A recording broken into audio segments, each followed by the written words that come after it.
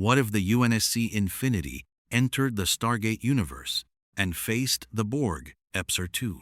The transwarp conduit opened at 0:30 on a Wednesday, which was how Jack O'Neill would later describe it in his mission report, a characterization that General Hammond accepted without comment because after 7 years of command at Stargate Command, he had learned that Jack's irreverence in documentation was inversely proportional to how seriously he had taken the actual event, and the mission report for this particular Wednesday would eventually run to 412 pages across 3 classification levels and 1 appendix that required its own separate security clearance. The conduit opened 2.3 AU from Earth, which put it beyond Mars's orbital path and outside the standard sensor sweep radius that the SGC maintained around the inner system. It would have gone undetected entirely for several additional minutes had Cortana not been running a continuous background analysis of the outer system's spatial geometry, a habit she had developed in the 6 weeks since battle. Fleet 1's arrival, cataloging the substrate frequency resonances that permeated local spacetime with the patient thoroughness of an intelligence that didn't require sleep and considered idle processing time an inefficiency to be corrected. She detected the conduit's formation signature 4.2 seconds before it fully opened. General Hammond. Her voice came through the SGC control room's communication architecture with the specific cadence she used when the information she was delivering required immediate command, attention, and minimal preamble. I'm reading a spatial anomaly at 2.3 AU, not a slipspace signature, not a hyperspace window, something different. The formation geometry is substrate adjacent whatever is created. It has learned to navigate using the same underlying spacetime architecture that both gate travel and slipspace interact with. I recommend immediate command presence in the control room.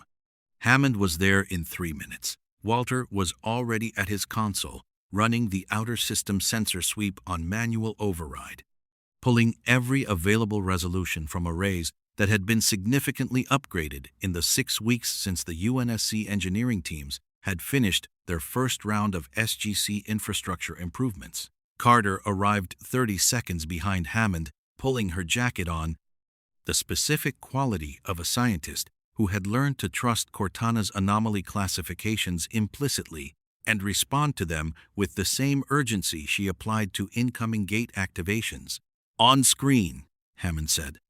The display rendered it in the limited visual data that the outer system sensors could provide at that range, a geometric distortion in local spacetime, hexagonal at its edges in a way that made Carter's breath catch before she had consciously processed why, collapsing inward along a trajectory that suggested an arrival point rather than a passage. Something was using the anomaly to get somewhere specific, something that had chosen this solar system deliberately or had been directed here by a navigation system that knew exactly where the substrate frequency was strongest. The hexagonal boundary geometry, Carter said quietly. I noticed, Cortana said. It's not substrate architecture itself. It's something that has learned to interact with substrate frequency as a navigation medium using the Foundation's underlying spacetime geometry as a transit rail rather than a destination. The difference is significant. Whatever built this conduit didn't discover the substrate. They reverse-engineered its navigational properties. End quote.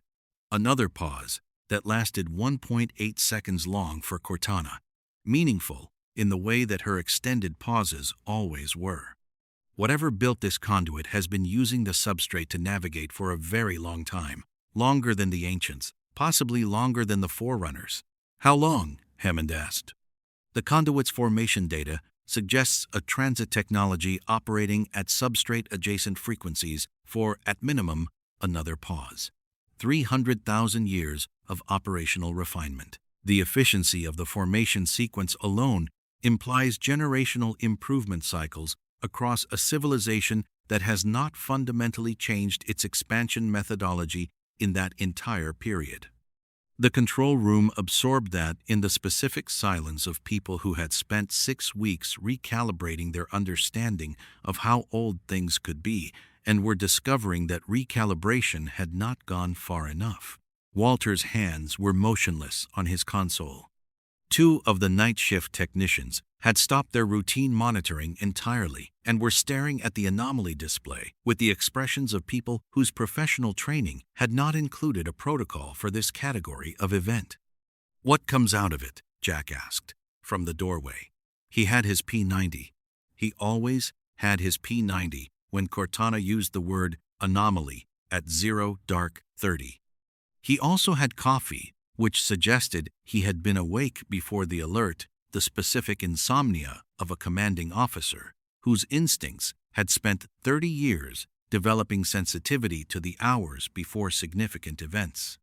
The conduit completed its formation sequence at 0347 hours a time that Walter Harriman would later note, in the margins of his personal log, appeared to be becoming the SGC's designated hour for universe-altering arrivals, and he was beginning to consider adjusting his sleep schedule accordingly, and the answer to Jack's question materialized on the sensor display with the specific, terrible geometry of something that had been designed by a deaded civilization for whom individual consciousness was a resource rather than a right, a building material rather than a value, a raw ingredient in an expansion project that had been running without interruption for 300 millennia.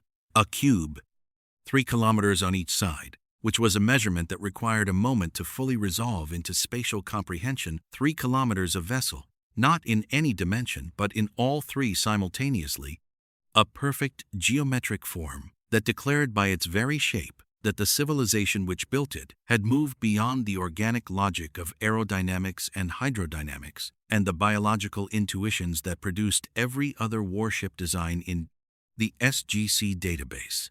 Surface topology, unlike anything in the SGC archive or Cortana's Forerunner Research Index, not smooth, not angular, in the purposeful way of warships built for specific tactical functions, but textured with the accumulated technology of thousands of assimilated civilizations, layer upon layer of incorporated systems visible in the sensor data like geological strata, the specific visual archaeology of a vessel that had been adding to itself for longer than human civilization had existed and considered the additions permanent. Power readings that made the Hatak Vanguard Anubis had sent look like atmospheric craft. Energy signatures simultaneously familiar because fragments of Asgard technology, ancient technology, Goa'uld Nakwada architecture, and 17 other recognizable sources were present in the composite reading, their signatures identifiable, but wrong in the way a familiar face is wrong in a nightmare. The features correct, but the context entirely inverted and, fundamentally, categorically wrong in the way they had been integrated, not combined, not reverse-engineered, absorbed. The technologies weren't working together. They were working as one, their individual operational architectures subsumed into a collective function that served only the cube's unified purpose. "That's not Goa'uld," Jack said. "No," Cortana said. "Not Asgard. No, not anything we've seen in 6 weeks of Substrate archive research. No," Cortana said. Her holographic form had shifted the subtle postural change she exhibited when she was delivering information she had already fully processed and was now organizing for human comprehension with the specific care of an intelligence that understood the gap between knowing something and being ready to hear it. "General Hammond, I need to tell you what that is. And I need you to understand that what I'm about to say is not a classification I apply to threats lightly. I have faced the flood. I have faced the didact. I have processed the complete threat catalog of my universe's operational history." She paused. "The Borg Collective, cybernetic hive mind, transwarp capable. 300,000 years of confirmed operational history. Assimilation-based expansion. They do not conquer civilizations. They incorporate them. Every biological being they encounter becomes part of the collective. Every technology they encounter becomes part of their architecture. No negotiation.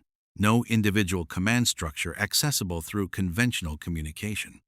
No distinction between military and civilian targets, because the distinction is meaningless to an entity that processes all biological life as potential drones. She paused one final time, with the weight of someone delivering the sentence that changes everything that follows it. They don't want to destroy you. They want to add you to themselves. And in 300,000 years of expansion across multiple galaxies, they have never encountered a civilization that stopped them permanently. The cube had not fired, had not moved from its arrival position at 2.3 AU, had not done anything except exist with the patient, absolute, geological confidence of an entity that had never encountered a situation where existing and waiting was insufficient preparation for what came next. It was running sensor sweeps. The SGC's own arrays could detect the sweep emissions, comprehensive, methodical, cataloging every technological signature in the inner system with the thoroughness of a predator that had learned long ago that complete information preceded complete assimilation. It was reading them, all of them, infinity, in low Earth orbit, the SGC's gate room energy signature.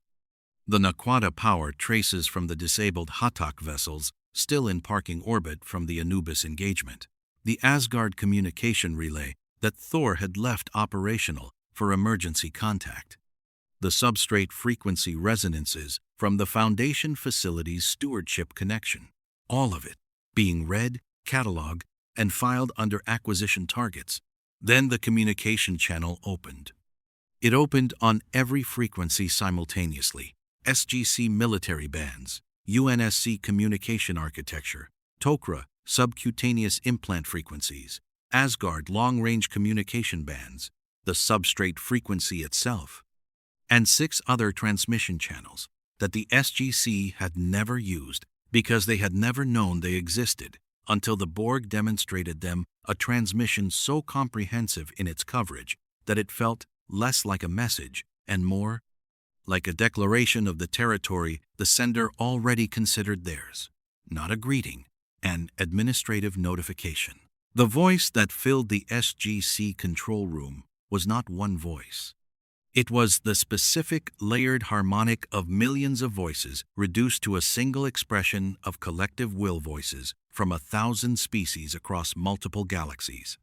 Each individual consciousness still technically present, but reduced to a single thread in a tapestry so vast that individual threads had ceased to have meaning.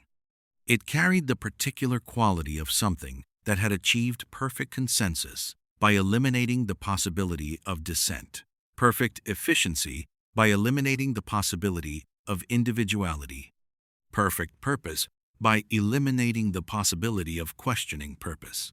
We are the Borg. Hammond stood at the head of his control room with 30 years of Air Force command bearing and the specific stillness of a general who had faced Apophis at full strength, Anubis at half ascension, the full replicator evolution cycle, and the opening movements of the Ori Crusade, and had learned in all those encounters that the moment before you responded to an existential threat was the moment that defined everything that followed it, the moment where command presence either held or fractured, and everything downstream of it depended on which. Your biological and technological distinctiveness will be added to our own. Carter's hands were already moving across her console sensor analysis, running in parallel streams: power reading breakdown, shield frequency mapping, assimilation probe trajectory modeling, the scientist's instinct to understand before engaging operating at full capacity, alongside the soldier's instinct to prepare. Her expression carried the specific, focused quality of a person who had just received the most important technical problem of her career and was already 3 steps into solving it.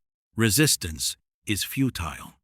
The channel closed with the finality of an entity that considered the communication complete because it contained everything that needed to be said.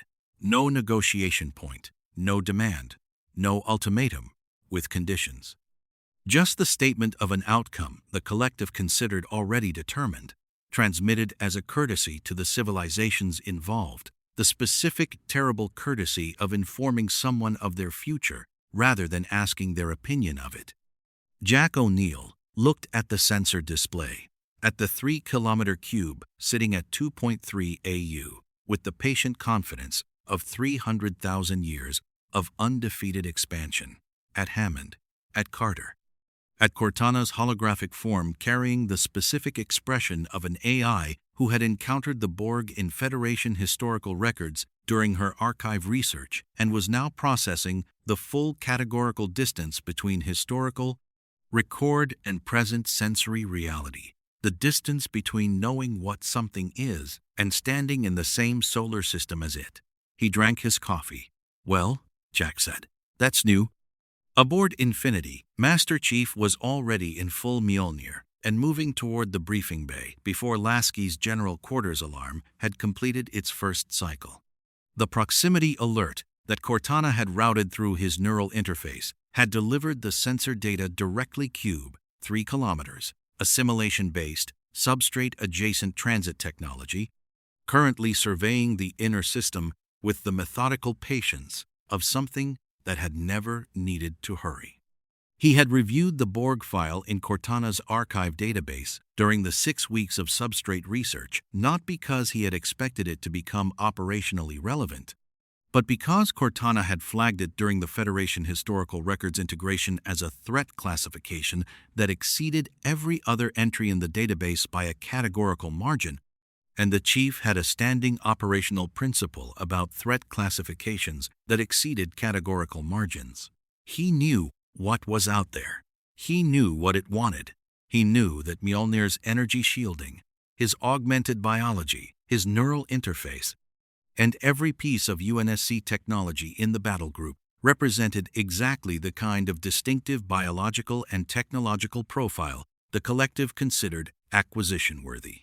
He also knew, with the specific certainty of a soldier who had spent his career developing solutions to problems that appeared to have none, that 300,000 years of undefeated expansion was a record, not a law. Records ended.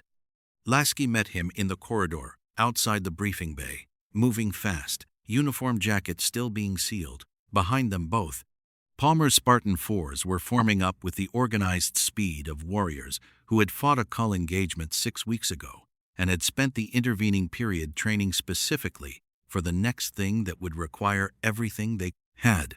"You've seen the data," Lasky said. "Yes," the Chief said. "Cortana's assessment?" "Accurate," the Chief said. Lasky looked at him. "Options?" The Chief looked at the corridor wall, the specific focused distance of an operator, running tactical calculations that the situation had not yet provided enough variables to complete. "We find a frequency they haven't adapted to. We find it before they complete their inner system survey. And we hit them before they adapt to that too. How long do we have?" "Cortana's modeling the survey completion timeline," the Chief said. "But the Substrate archive has 300,000 years of Borg operational history, documented by the ERS monitoring log. I want to read it before we are brief." Lasky looked at him. "The ERS logged the Borg?" "The ERS logged everything," the Chief said. "That's what 4 million years of monitoring looks like. Above the mountain, and above the fleet, and above the thin blue atmosphere of a planet that was about to face something it had never faced, the cube continued its patient survey reading, cataloging, preparing while in the substrate, at a frequency below every sensor in every array across both civilizations. The ERS monitoring notation updated for the second time in 6 weeks. Stewards present. Assimilation risk to substrate architecture. Significant. Intervention threshold. Not yet reached. Monitoring continues. The SGC had 36 hours. 36 hours to find what 300,000 years of expansion had never encountered. 36 hours to be the frequency the Borg hadn't adapted to yet. If you want to see more characters enter different universes, hit that subscribe button and drop the name of a character and the universe you'd want to see them in down in the comments below. Indeed, the Borg file in Cortana's archive database ran to 417,000 indexed entries, Federation historical records, tactical engagement reports, assimilation logs recovered from disconnected drones, diplomatic transcripts from civilisations that had attempted negotiation and survived long enough to document the attempt's failure.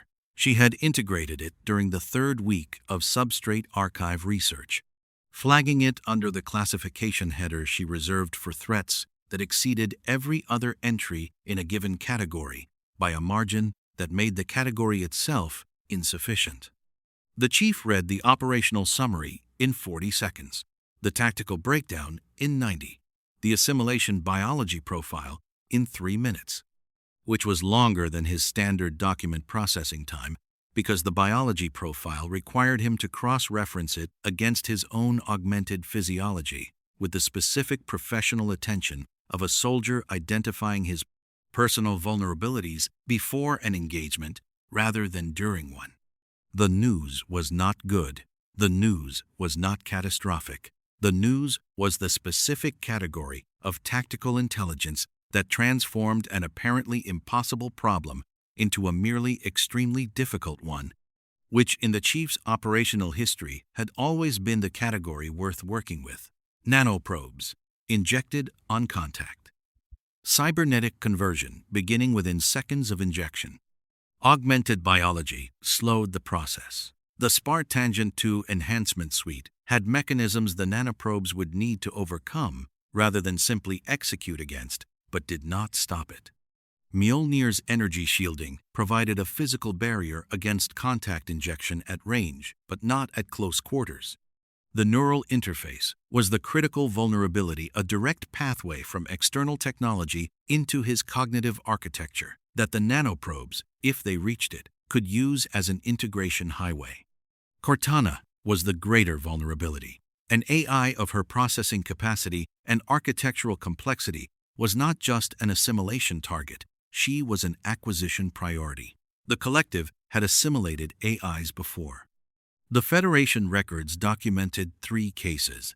In each case, the AI's cognitive architecture had been absorbed so completely that recovery had been impossible. What remained afterward was not the AI. It was the collective, wearing the AI's processing capacity like a suit. The chief had read that section twice. "I know what you're thinking," Cortana said, from his neural interface. She had been monitoring his reading pattern with the parallel attention she always maintained during his document processing. The specific intimacy of an AI who had spent years learning to distinguish between the chief reading for information and the chief reading for something that was affecting him. "I'm thinking tactically," the chief said. "You're thinking about the 3 AI assimilation cases," Cortana said. "You've read that section 4 times. "Twice," the chief said. "4," Cortana said. "I count neural interface attention cycles, not eye movements." The chief was quiet for a moment. "If at any point during this engagement the nanoprobes reach your architecture, they won't," Cortana said. "If they do," the chief said, with the specific patience of a soldier insisting on completing a contingency discussion that the other party wanted to avoid, "I need a protocol, a signal, something I can act on." Cortana processed that for 2.3 seconds, long enough for the chief to recognize she was taking it seriously rather than deflecting. "If my responses begin carrying collective syntax patterns, the layered harmonic quality, first-person plural replacing first-person singular, references to assimilation as a goal rather than a threat, that's your signal." "And the action?" the chief said. Another pause. "You'll know," Cortana said quietly. "You've always known." The chief closed the file, picked up his MA5. "Then let's make sure it doesn't reach that point." The full Alliance briefing convened at 0500 hours in the SGC's primary conference room. which was the largest space in the mountain capable of holding the assembled command structure that 6 weeks of joint operations had produced. Hammond at the head, SG-1 flanking, Lasky, via holographic relay from Infinity's bridge, Jacob Carter, Selmack standing rather than sitting, as he always did when Selmack was processing something significant. Palmer's team, represented by a single chair that Palmer occupied with the specific, focused stillness of a Spartan 4 who had been in the Cull engagement 6 weeks ago and considered that experience relevant preparation for the current situation.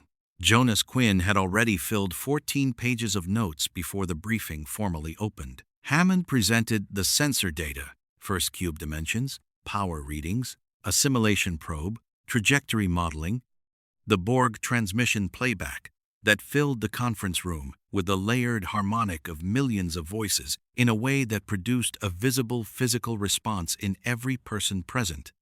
The specific full-body recognition of a sound that bypassed intellectual assessment and communicated threat at a more fundamental register. 36 hours, Hammond said, when the playback concluded. Cortana's modeling gives us 36 hours before they complete the inner system survey and begin their approach. Approach meaning assault? Lasky asked, from the holographic relay. Approach meaning assimilation attempt, Cortana said. The Borg don't assault. They arrive, they assess, they integrate. The distinction matters tactically because their operational tempo is not driven by aggression. It's driven by process. They will complete their survey before moving because incomplete survey data produces incomplete assimilation outcomes, and the collective does not accept incomplete outcomes.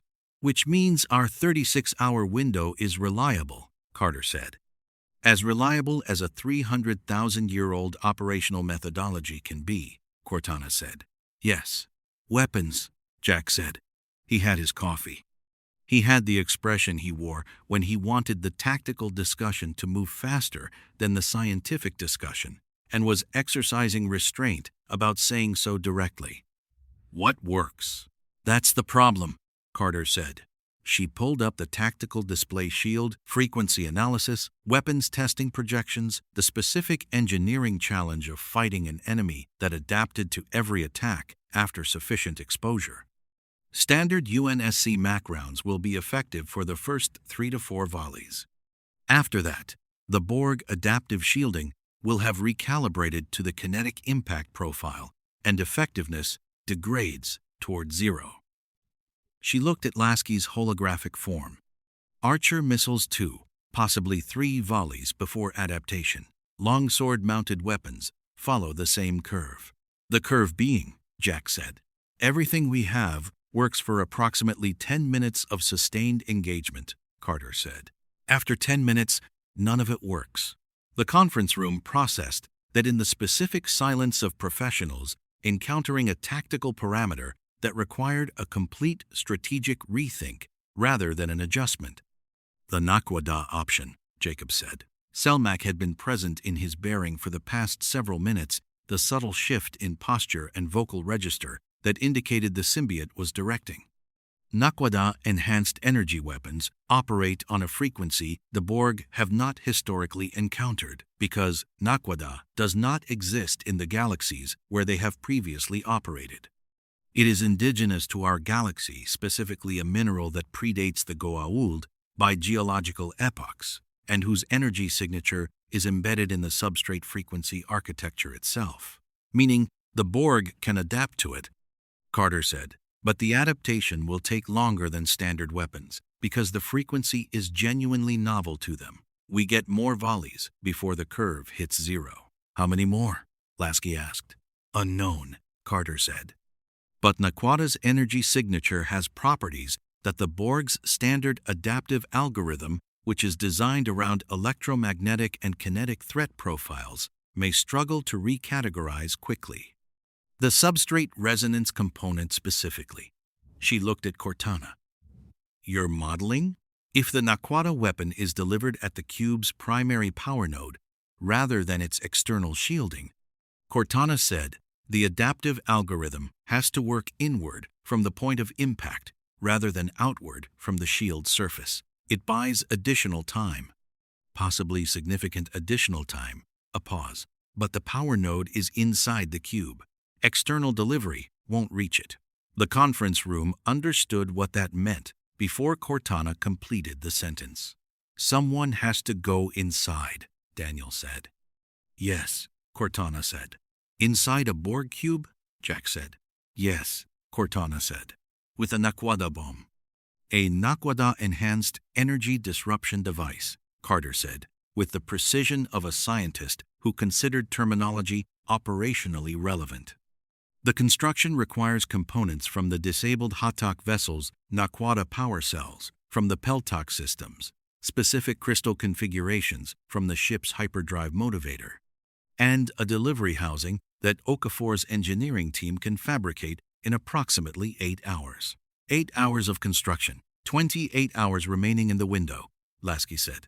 That's workable. I don't. The delivery mechanism is the problem, Carter said. Asgard beaming technology can penetrate Borg. Shielding the Borg have never encountered Asgard transit technology, and their shields are not configured to block the specific matter transport frequency. Thor confirmed this 30 minutes ago. She paused.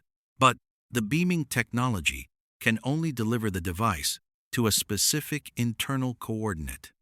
It can't arm it remotely once inside the cube's internal communications jamming field. Someone has to go with it. So, I'll go, the chief said. He said it with the specific economy of a soldier for whom the sentence required no deliberation because the deliberation had already been completed during the document review, during the nanoprobe biology cross-reference, during the 4 readings of the AI assimilation section, that he was not going to acknowledge, regardless of Cortana's attention cycle count. The conference room looked at him. Chief, Lasky began. The Borg will attempt assimilation on contact, the chief said. Augmented biology slows nanoprobe conversion. Mjolnir shielding provides contact barrier at range. I have the longest viable operational window inside the cube of any personnel in this alliance. He looked at Hammond. I also have a reason to move fast. Hammond looked at the chief for a long moment with the specific evaluative attention of a commanding general assessing a volunteer for a mission that sat at the outer edge of survivable. He had seen that look before, the absolute operational certainty of a soldier who had already processed the risk, accepted it, and was now waiting for command authorization to proceed rather than asking for permission to consider it. We planned the insertion, Hammond said.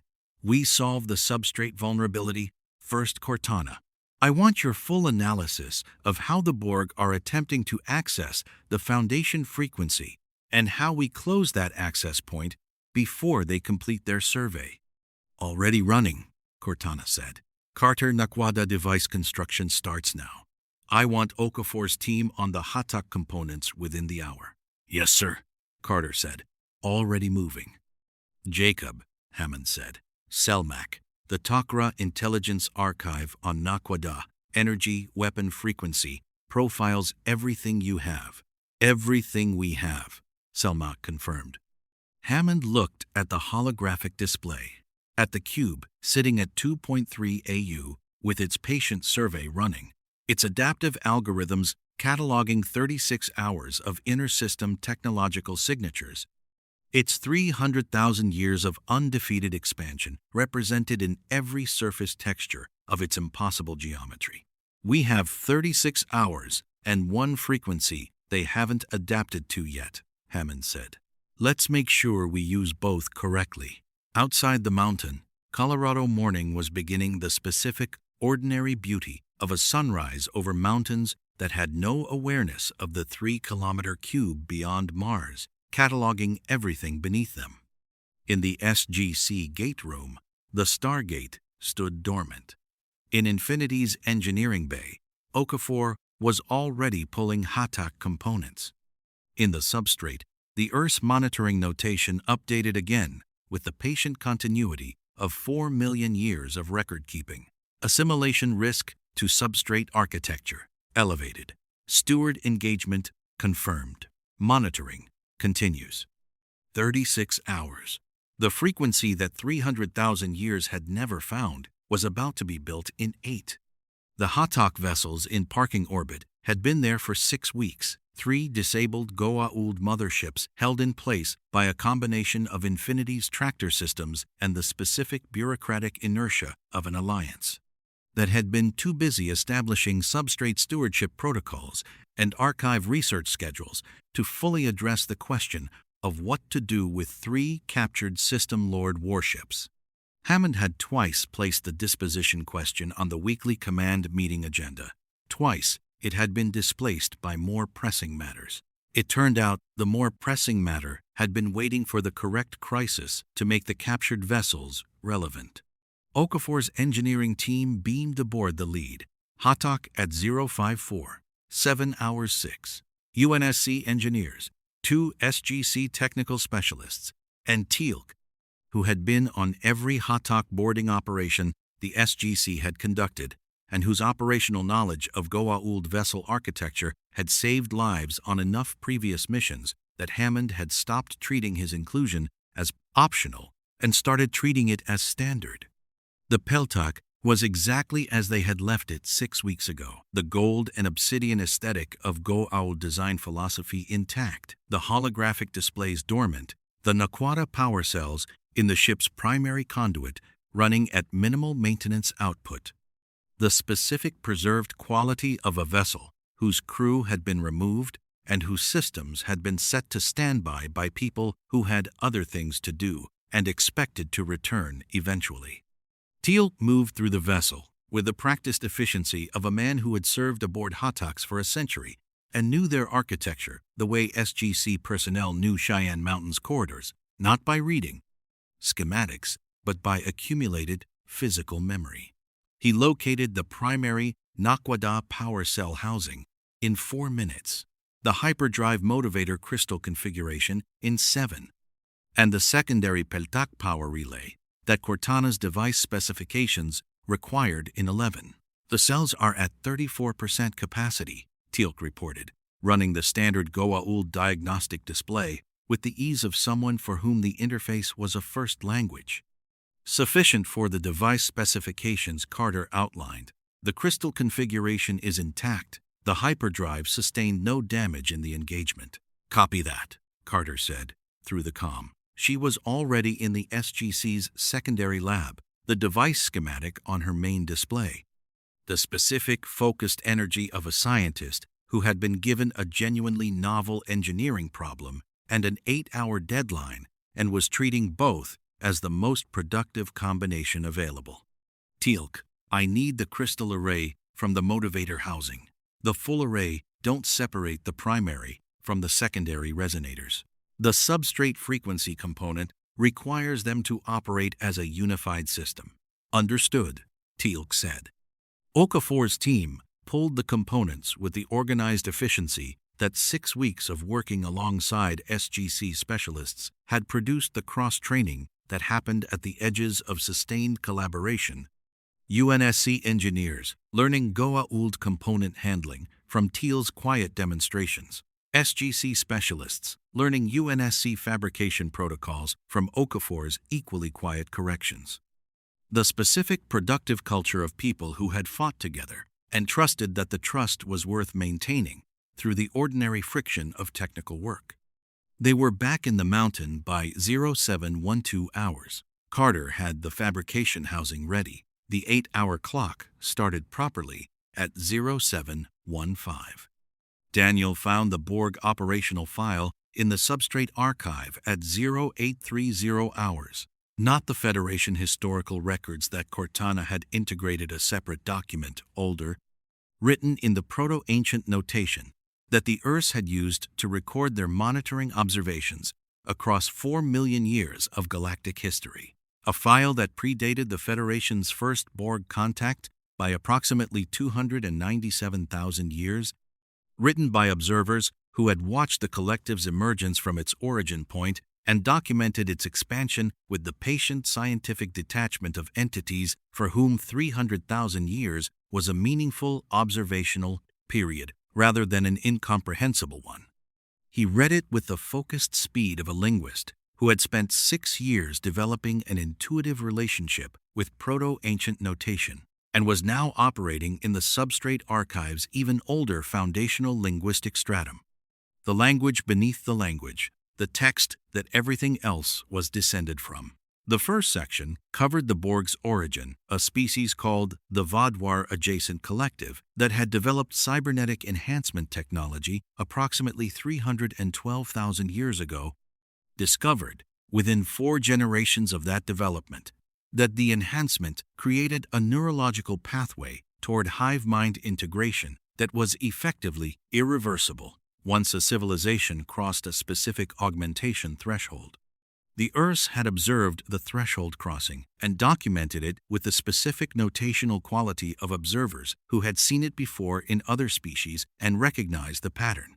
The second section covered the collective's first substrate contact 308,000 years ago, when the early Borg had developed transwarp technology and discovered that the substrate frequency provided navigational enhancement to their conduit network. They had never understood what the substrate was.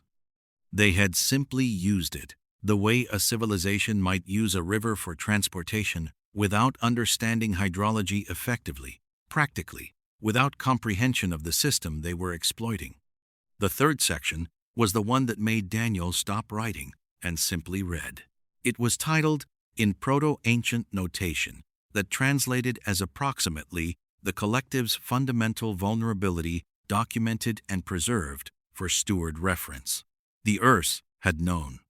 They had documented it 300,000 years ago, preserved it in the Substrate archive, specifically for whoever eventually held stewardship authority, and waited with the specific patience of entities who understood that the relevant reader would arrive eventually and needed the information to be there when they did. Daniel read the section 3 times. Then he picked up his radio. "Carter," he said, "stop what you're doing for 60 seconds. I need you to hear something." "Daniel, I'm in the middle of the resonator calibration." 60 seconds, Daniel said. The Urs documented the Borg 300,000 years ago. They left a file specifically for stewards. They knew we'd need it. A pause. They found the vulnerability, the one thing the adaptive algorithm cannot process. And they left us the frequency. The radio silence lasted 4 seconds. "I'm listening," Carter said.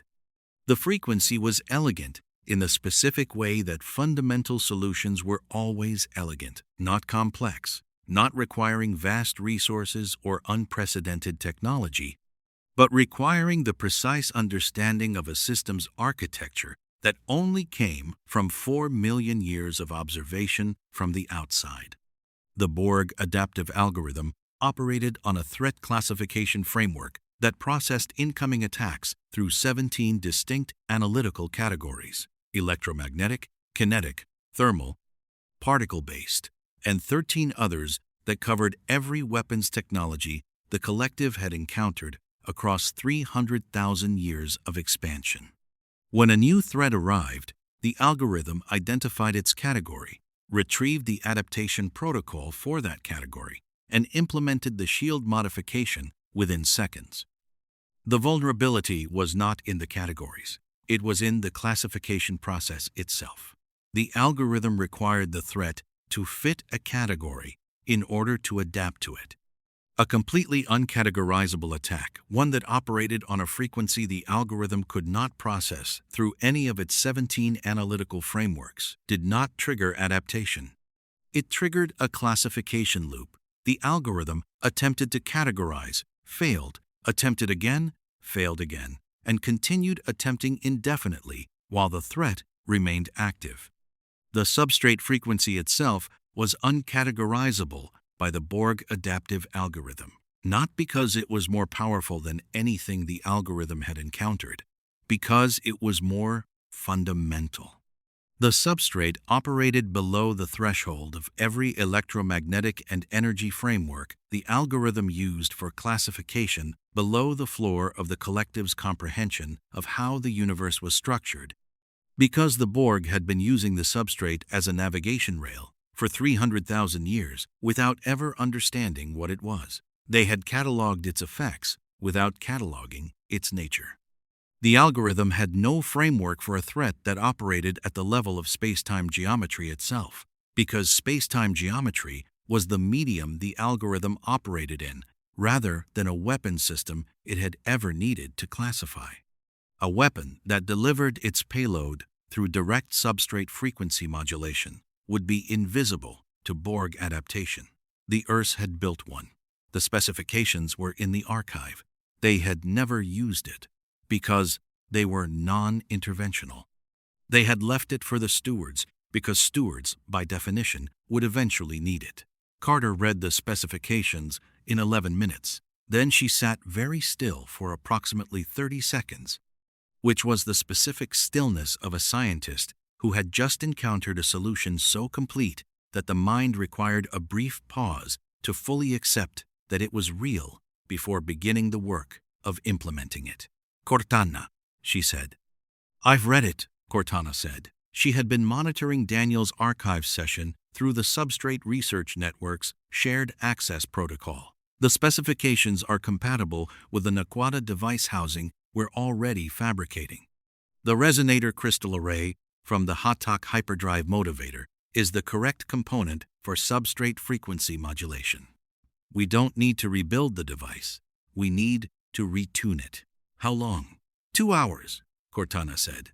If we redirect the fabrication now. Carter looked at the device schematic on her display, at the resonator crystal array on the lab table, at the 8-hour timeline that had just collapsed to something significantly more manageable. "Redirect," Carter said. Jack found Daniel in the archive research room at 1100 hours, still reading, notebook open to a fresh page. The specific, sustained focus of a scholar who had found the document of his career and was refusing to leave it until he had extracted everything it contained. "Good find," Jack said. "The Earths documented everything," Daniel said, without looking up. "Every civilization, every threat, every vulnerability. 4 million years of observation, and they never intervened once." He paused. They just wrote it down and waited for us to need it." "Efficient," Jack said. "It's extraordinary," Daniel said. He looked up then, with the expression he wore when something had moved him beyond the professional register into something more personal. Jack, the Borg have been expanding for 300,000 years. Every civilization they've assimilated, every individual consciousness that became part of the collective, the Earths documented all of it. Every species, every world, every person who became a drone. He looked at his notebook. They didn't intervene, but they remembered every single one. Jack was quiet for a moment. He looked at the archive display, the proto-ancient notation filling the screen with 4 million years of patient, meticulous, non-interventional witness, and they gave us the tool to stop it. "Yes," Daniel said. "Because that's what stewards are for," Jack said. Daniel looked at him. "Yes," he said again, more quietly. "That's exactly what stewards are for." Jack put his coffee down on the archive table, the specific gesture of a man setting aside the thing he had been carrying and picking up the work instead. "All right," Jack said. "Let's go steward something." Outside the archive room, the mountain was running at full operational tempo. Carter and Cortana retuning the device, Okafor's team fabricating the delivery modifications, Palmer's Spartan 4s running insertion rehearsals in the secondary bay, Teal'c reviewing the cube's internal geometry mapping that the Urs archive had provided with the focused attention of a warrior studying a battlefield he had never visited but needed to understand completely.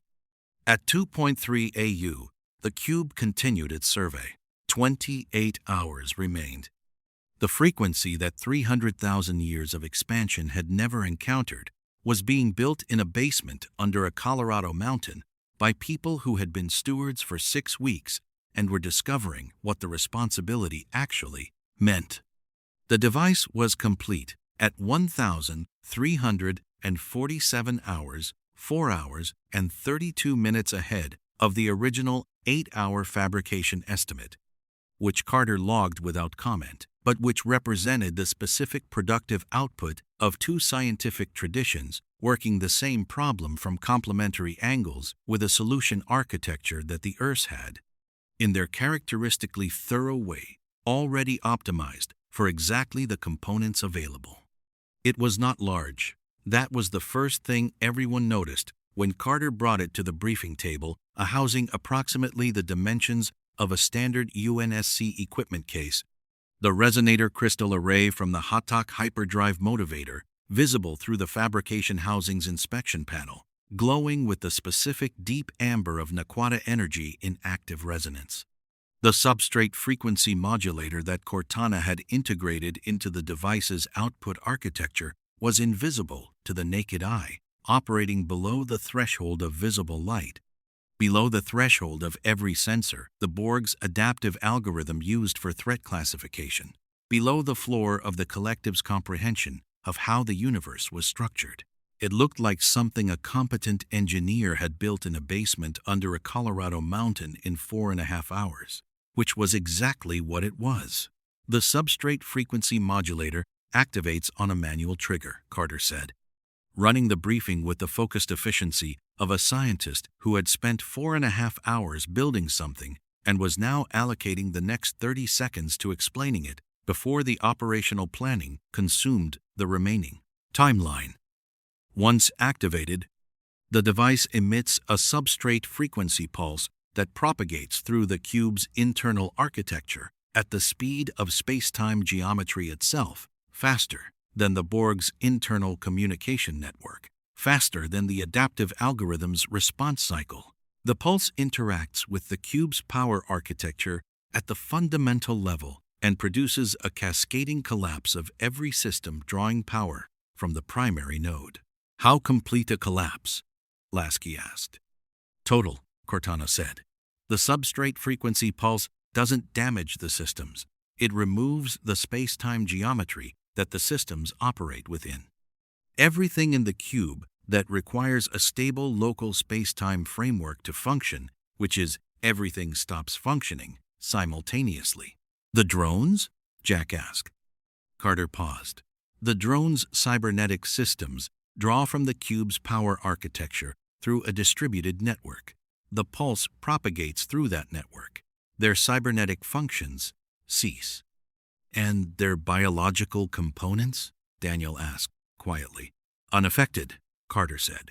The pulse targets technology, not biology. The biological components of every drone on that cube survive the pulse intact. She paused.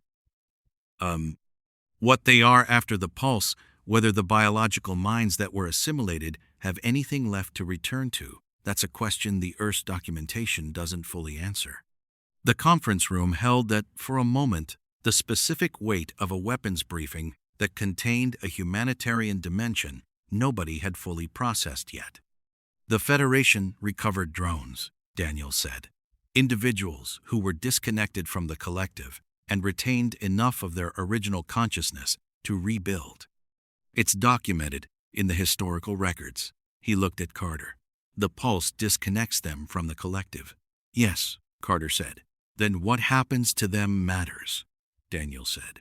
It does, Hammond said, with the quiet finality of a commanding general establishing a moral parameter as clearly as a tactical one. We address it after the engagement. Carter, delivery.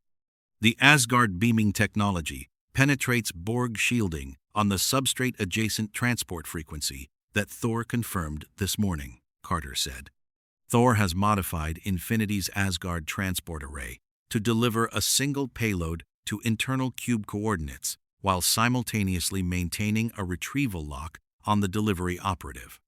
The retrieval lock operates on the same substrate-adjacent frequency invisible to Borg internal sensors. Retrieval window? The chief asked. 30 seconds from device activation to full substrate pulse propagation, Carter said. Thor's retrieval beam executes the moment the pulse initiates the Borg's internal communication network, goes down before it can jam the transport frequency. She looked at the chief directly. You activate the device. The beam pulls you out. 30 seconds.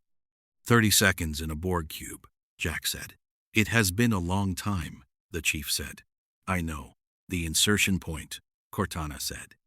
Pulling the cube's internal geometry mapping onto the briefing room display, the URS archives 300,000-year-old structural documentation rendered in modern holographic projection.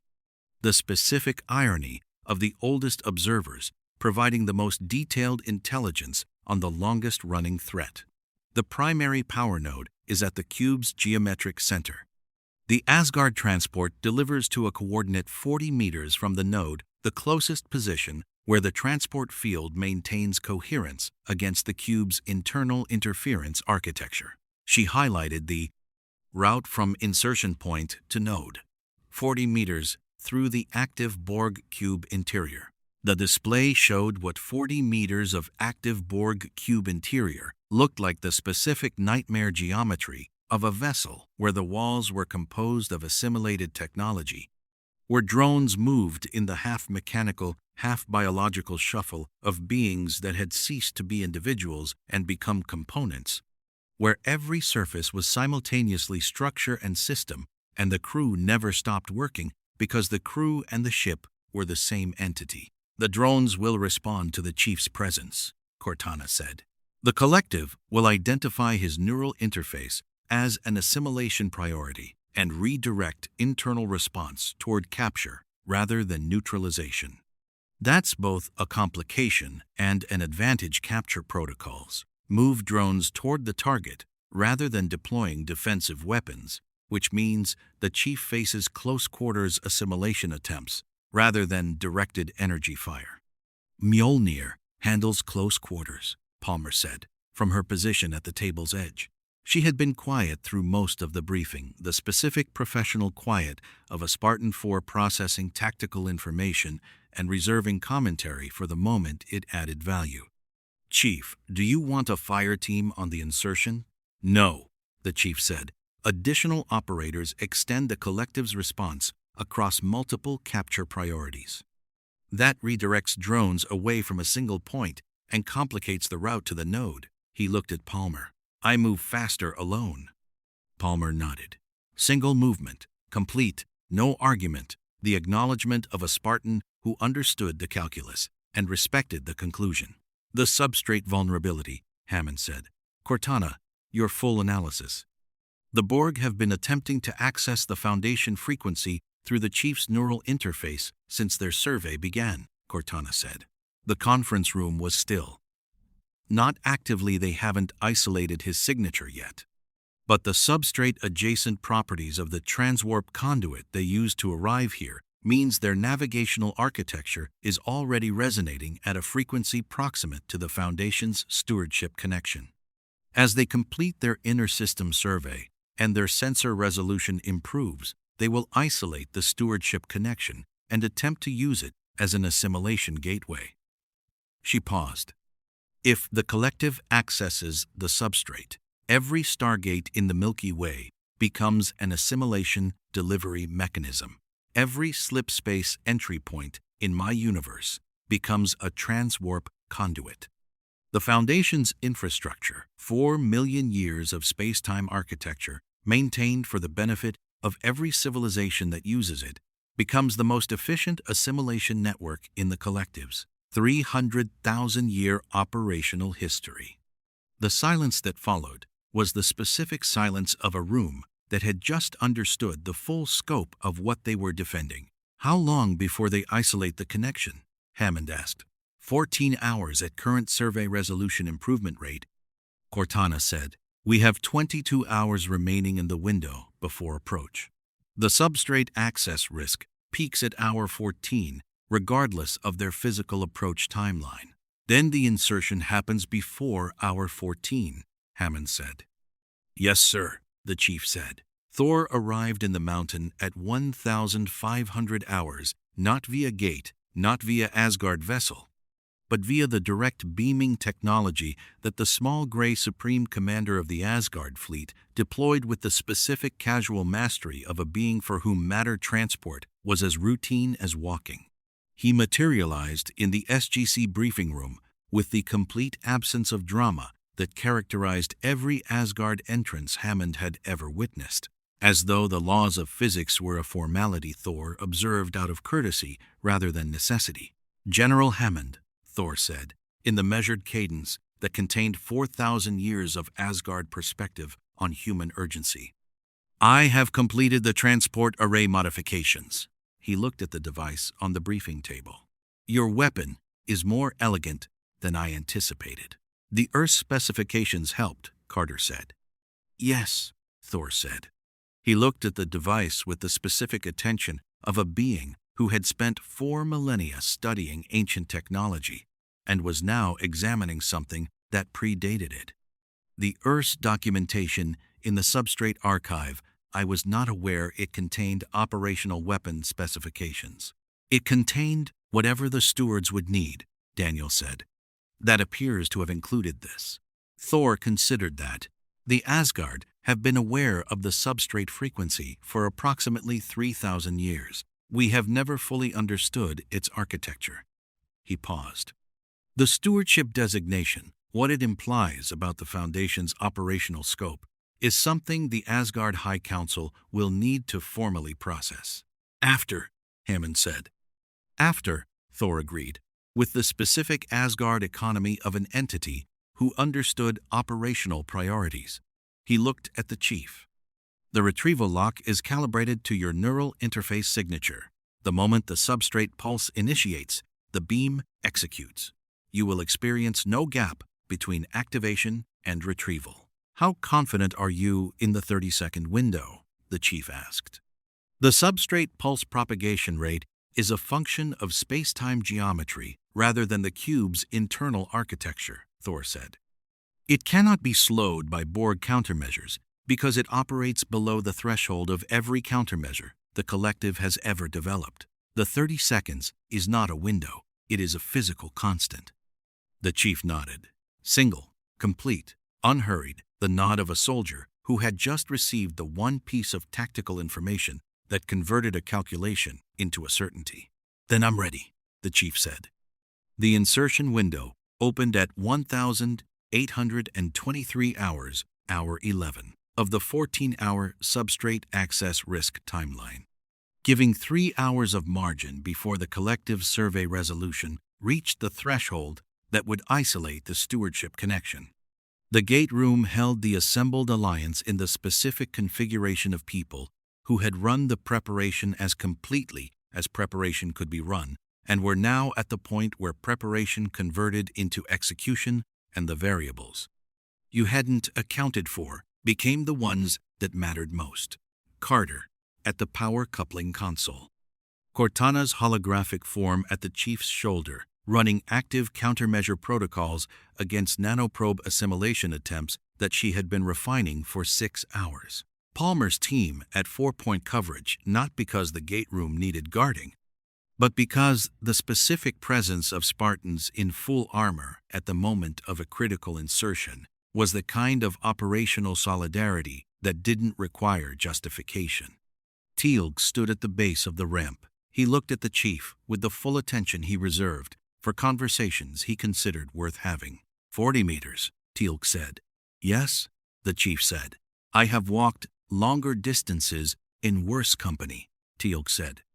The specific quality of Jaffa humor, dry, precise, carrying genuine weight beneath the surface lightness. "Return, Master Chief." "Indeed," the chief said. Jack looked at him from the ramp's edge, the expression of a commanding officer who had sent people into things that should have killed them, and had learned over 30 years that the words available at those moments were always insufficient, and that saying them anyway mattered regardless. "Don't let them add you to their collection," Jack said. "No, sir," the chief said. Thor raised one gray hand. "Transport initiating." The beam took the chief and the device. Simultaneously, the Asgard matter transport's characteristic shimmer of golden light lasting less than a second, and then the gate room held the specific absence of a person who had been present and was now somewhere else entirely. The space where the chief had stood carrying the particular quality of a room, adjusting to the removal of something significant.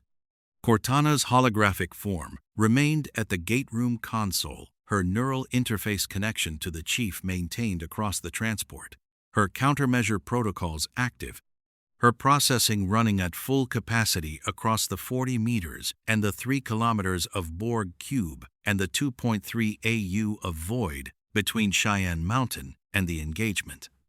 The display showed the chief's position on the cube's internal geometry map, moving fast. By the specific signature of a Spartan in Mjolnir, covering 40 meters of Borg cube interior, with the total physical economy of an operator for whom the environment was a variable already accounted for. The countdown to substrate access risk threshold read 2 hours 51 minutes. The countdown to the chief's position at the primary power node read estimated 4 minutes. Hammond watched both. "Come home, Chief," Carter said quietly to the display. The mountain waited. The interior of a Borg cube was not dark. That was the first thing the chief's sensors registered as the Asgard transport released him into the cube's interior geometry, not the darkness of a vessel running on emergency power, not the industrial lighting of a military installation, but a pervasive gray-green luminescence that emanated from every surface simultaneously, the specific bioluminescent quality of a ship that had ceased to distinguish between its power systems and its crew.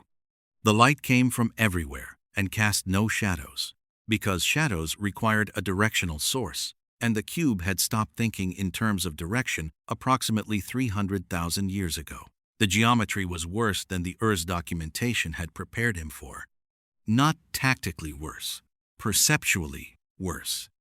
The corridors, if they could be called corridors.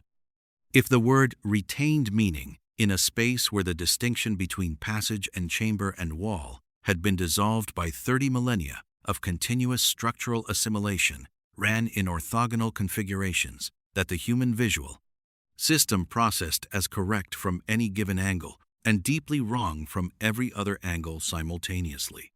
The surfaces were textured with the accumulated technology of thousands of civilizations, each layer identifiable to Cortana's sensors as a distinct assimilation event. The geological strata of conquest, rendered in circuitry and polymer and metals whose origins spanned multiple galaxies. Drones moved in the half-shuffling, half-purposeful motion of beings that had ceased to navigate and began to simply proceed their paths, determined not by individual intention, but by the collective's distributed task assignment, the specific movement quality of components going where the machine required them rather than where they chose to go. They did not look at the chief as he cleared the transport coordinates and moved toward the node. They had not yet received the redirect directive. That would change in approximately 8 seconds.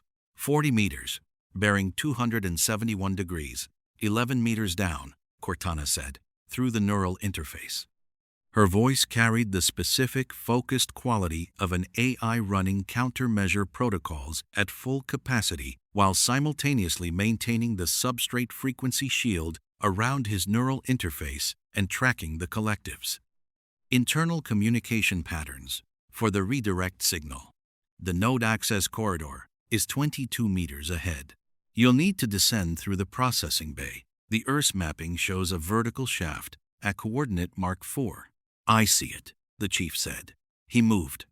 The redirect signal hit the collective's internal network at second 7, a cascade of reassigned priorities propagating through the distributed consciousness of however many drones were currently active on the cube, the collective's attention converging on the specific coordinates where a human biosignature carrying an unprecedented neural interface profile had materialized in their interior. Not alarm. The Borg did not alarm. It was closer to the focused reorientation of a mechanism that had identified a new input and was redirecting processing resources toward it with the complete unhurried certainty of a system that had never failed to integrate what it targeted. The first drone turned toward him at second 9. The chief was already past it. Mjolnir's energy shielding held the nanoprobe injection attempts at the contact threshold the drone's reaching. The injection tubules extending from their assimilation appendages, the shield deflecting the attempts with the specific physical reality of a barrier that existed whether the collective's adaptive algorithm had categorized it or not.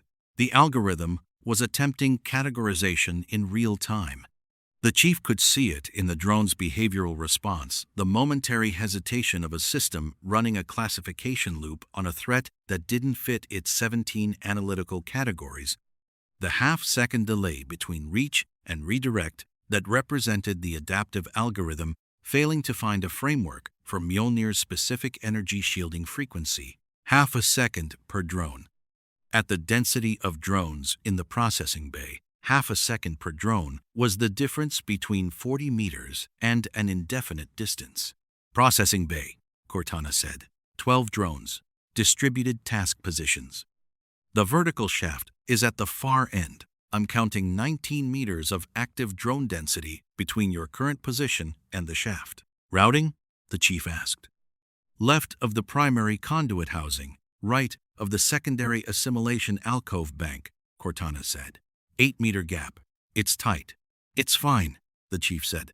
He went left of the primary conduit housing. The processing bay was the specific sensory environment of a space that had been designed by 300,000 years of accumulated assimilation equipment from 1,000 civilizations repurposed into functions their original designers had never intended. The Goa'uld Naquadah traces in the sensor reading confirming that this cube had been operating in the Milky Way long enough to assimilate at least some Goa'uld technology. The specific, horrifying efficiency of a vessel that consumed what it encountered and incorporated it without pause or acknowledgement. 3 drones redirected from their task assignments and moved toward him. The chief moved through the gap 8 meters of corridor between the conduit housing and the alcove bank, Mjolnir's shielding taking 3 simultaneous contact attempts at the 3/4 mark, the classification loop giving him the half-second per drone he needed, the specific physical grammar of an operator who had been moving through hostile interior spaces since before most of the people in the SGC gate room had been born. He reached the shaft at 147 into the insertion, 11 meters down, Cortana said. The node chamber is directly below. I'm reading the power architecture. The node itself is at the chamber's center, approximately 3 meters in diameter. The substrate frequency modulator needs to be within 2 meters of the node surface for full pulse propagation. Understood, the chief said. He went down the shaft. The node chamber was the heart of the cube in the most literal sense available, the single point from which every system on the 3-kilometer vessel drew its operational power. The architectural center around which 300,000 years of accumulated assimilation had been organized. It was larger than the chief had expected from the Earth's mapping 20 meters across. The node itself, a structure of such geometric complexity that the eye struggled to resolve it into a stable form, its surface constantly shifting as power distribution requirements changed across the cube's real-time operational needs. The chamber held 6 drones in maintenance positions around the node's perimeter. They turned simultaneously the moment the chief dropped from the shaft, the collective's redirect directive having reached this chamber's task assignment network in the 2 minutes since the insertion. 6 sets of assimilation appendages extending with the coordinated precision of a system that had been doing exactly this for 300,000 years and had developed the motion into something close to reflex. The chief was moving before they completed the turn. He covered the distance to the node in 4 seconds, not in a straight line, because a straight line through 6 redirected drones was a contact gauntlet, and Mjolnir's shielding had limits against sustained simultaneous injection attempts. But in the specific, non-linear route of an operator who had processed the chamber's geometry on the way down the shaft and had already mapped the path that minimized simultaneous exposure. 3 drones made contact attempts. The shielding deflected all 3. The classification loop gave him the half-second gaps. He reached the node's 2-meter threshold at second 4 and placed the device against the node's surface with the specific physical precision of a soldier who had been rehearsing the motion for 6 hours and converted rehearsal into muscle memory. Manual trigger.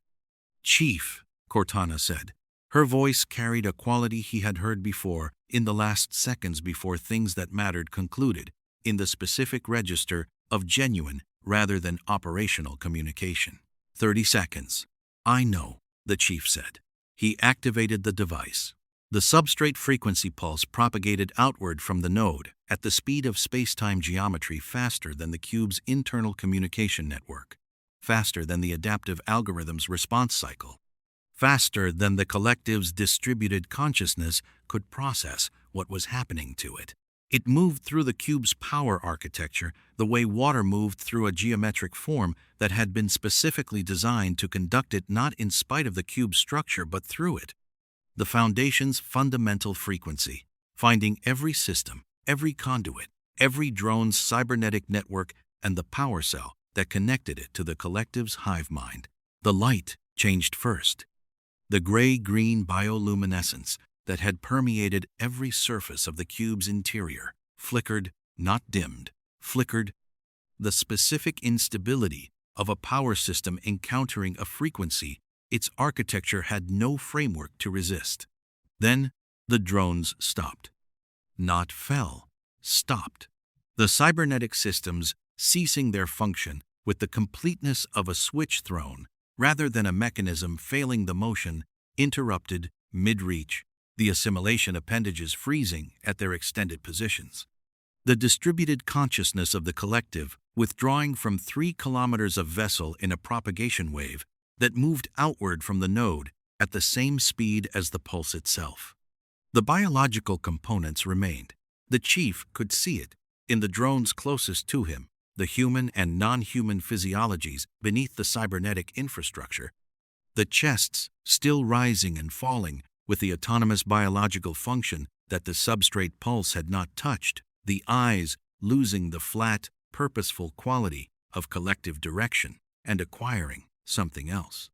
Something the chief recognized from the distance of a soldier who had read the Federation's drone recovery documentation and understood what the transition looked like from the outside. Confusion. The specific confusion of a consciousness that had been part of something vast and total and had just been returned, without preparation or warning, to the experience of being singular.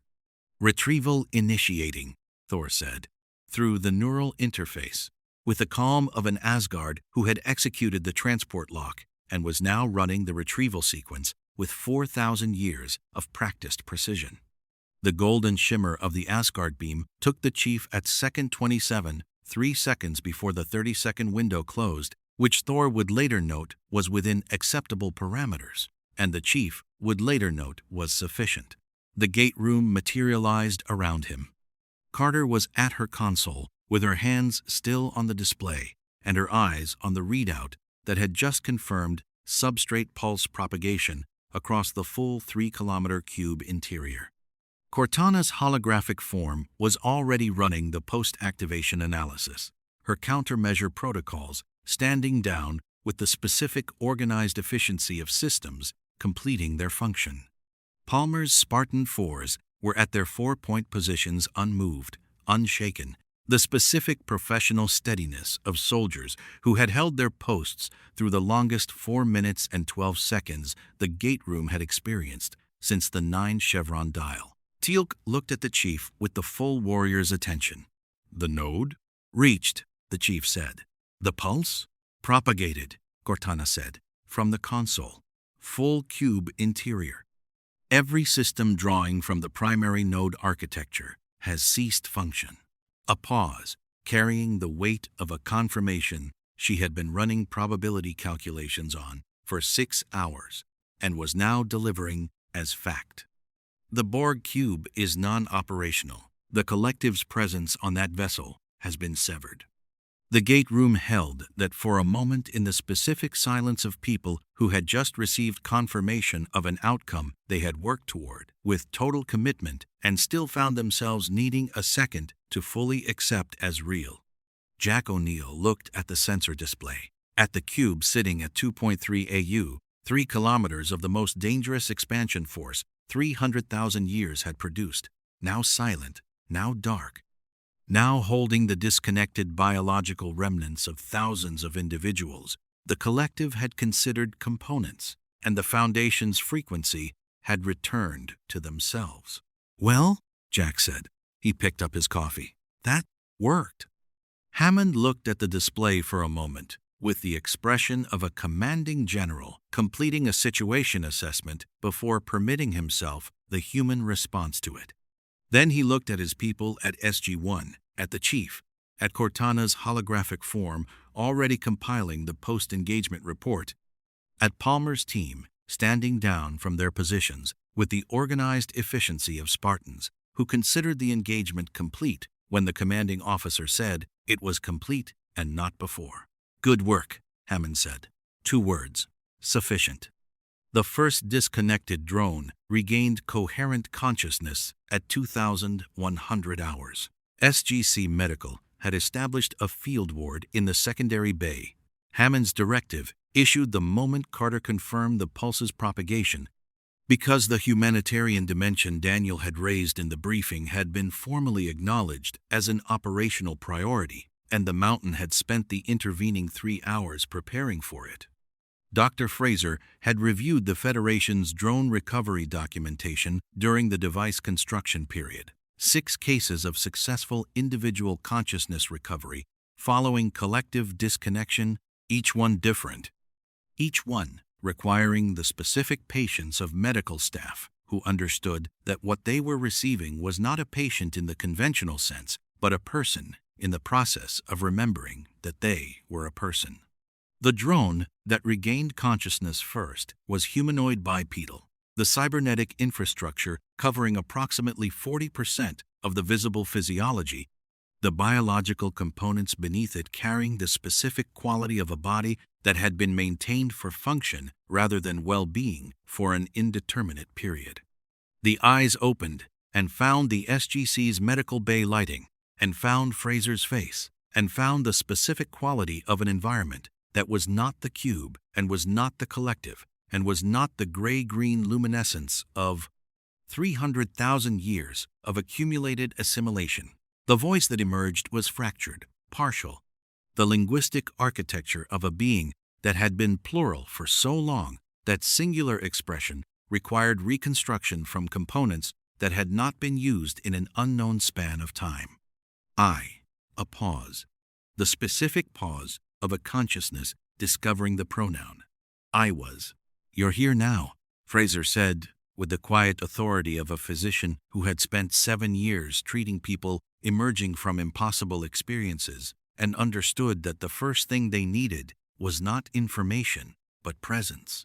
"You're safe. Take your time." In the substrate, the Earth's monitoring notation updated for the final time in the engagement log the specific administrative closure of an observation record that had been running since the cube's arrival. Assimilation risk to substrate architecture resolved. Steward engagement successful. Biological recovery protocols initiated. Monitoring continues. Unquote. End quote. End quote. End quote. I quote. End quote. End quote. End quote. I quote. End quote. I quote. End quote. I quote. End quote. End quote. End quote. I quote. I quote. I quote. I quote. I quote. I quote. I quote. I quote. I quote. Initiated. I quote. I quote. I quote. I quote. Initiated. Above the mountain, in the space where a 3-kilometer cube had arrived, with 300,000 years of undefeated expansion behind it, the silence was absolute and complete, and full of the specific quality of an outcome that the collective had never before produced. Not victory for the Borg, not another civilization added to their number. Not resistance, futile or otherwise, just the silence of a cube that had arrived at a solar system already defended by its stewards, and found, for the first time in 300 millennia, that some things in the universe were not available for assimilation.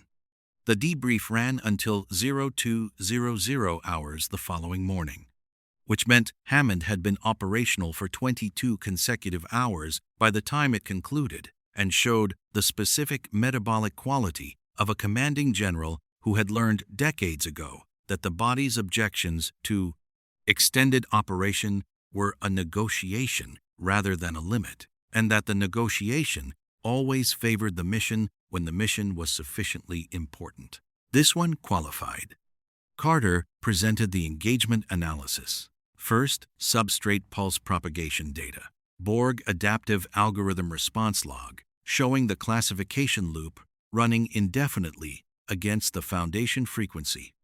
The specific technical confirmation that the Earth's 300,000-year-old weapon specification had performed exactly as documented. The data was clean. The outcome was unambiguous. The cube systems had ceased function within the 30-second window with a completeness that Carter's instruments characterized as total and Cortana's more precise measurements characterized as absolute A. Distinction that Carter noted in her report with the professional appreciation of a scientist who respected the difference between very good measurements and perfect ones. The chief presented the insertion report in the specific economy of a soldier who considered documentation a tactical function rather than a bureaucratic one. 40 meters, 4 minutes, 12 seconds, 6 drones in the node chamber, device placed at 2-meter threshold, manual trigger activated at 1:58, into the node chamber engagement, retrieved at second 27. No embellishment. No qualification. The facts of the operation rendered in the minimum language required to convey them accurately. Jack added 3 sentences to the official record. The chief went in, placed the thing, came back, the cube, stopped. Good result, and submitted it as his supplementary report with the specific confidence of an officer who had never considered brevity a deficiency in documentation. Hammond accepted all 3 reports without comment. The drone recovery operation was the part nobody had fully prepared for, which was the specific quality of humanitarian operations following military engagements. The tendency of the planning framework to end at the moment the threat was neutralized, rather than extending into the consequences of the planning framework. Neutralization. Hammond had prepared better than most the field ward in the secondary bay, Fraser's review of the Federation recovery documentation, the medical staff briefing on drone physiology. All of it had been in place before the insertion. What the preparation hadn't fully accounted for was the number. 47 drones had survived the substrate pulse with viable biological components. Not all of them were human. The Borg's 300,000-year expansion had incorporated species from multiple galaxies, and the cube's manifest, reconstructed from the Earth's archive's assimilation event documentation, listed 23 distinct species of origin among the surviving biological components. 11 were human drawn from Federation worlds the Borg had assimilated in encounters that predated every person currently in the SGC by decades or centuries. 47 individuals in the process of remembering that they were individuals. Fraser managed the ward with the organized compassion of a physician who had treated Jaffa warriors, Tok'ra hosts, recovered Goa'uld victims, and every category of human being that 6 years of gate operations produced, and who had learned that the medical principles governing consciousness recovery were consistent across species in the ways that mattered most.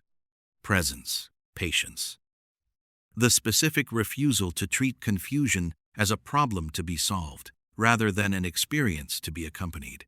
Daniel worked the ward alongside the medical team, not as a physician, but as a linguist, moving between the non-human survivors with the focused attentiveness of a scholar for whom every recovering consciousness was both a person requiring support and a living archive of civilizations the Borg had assimilated.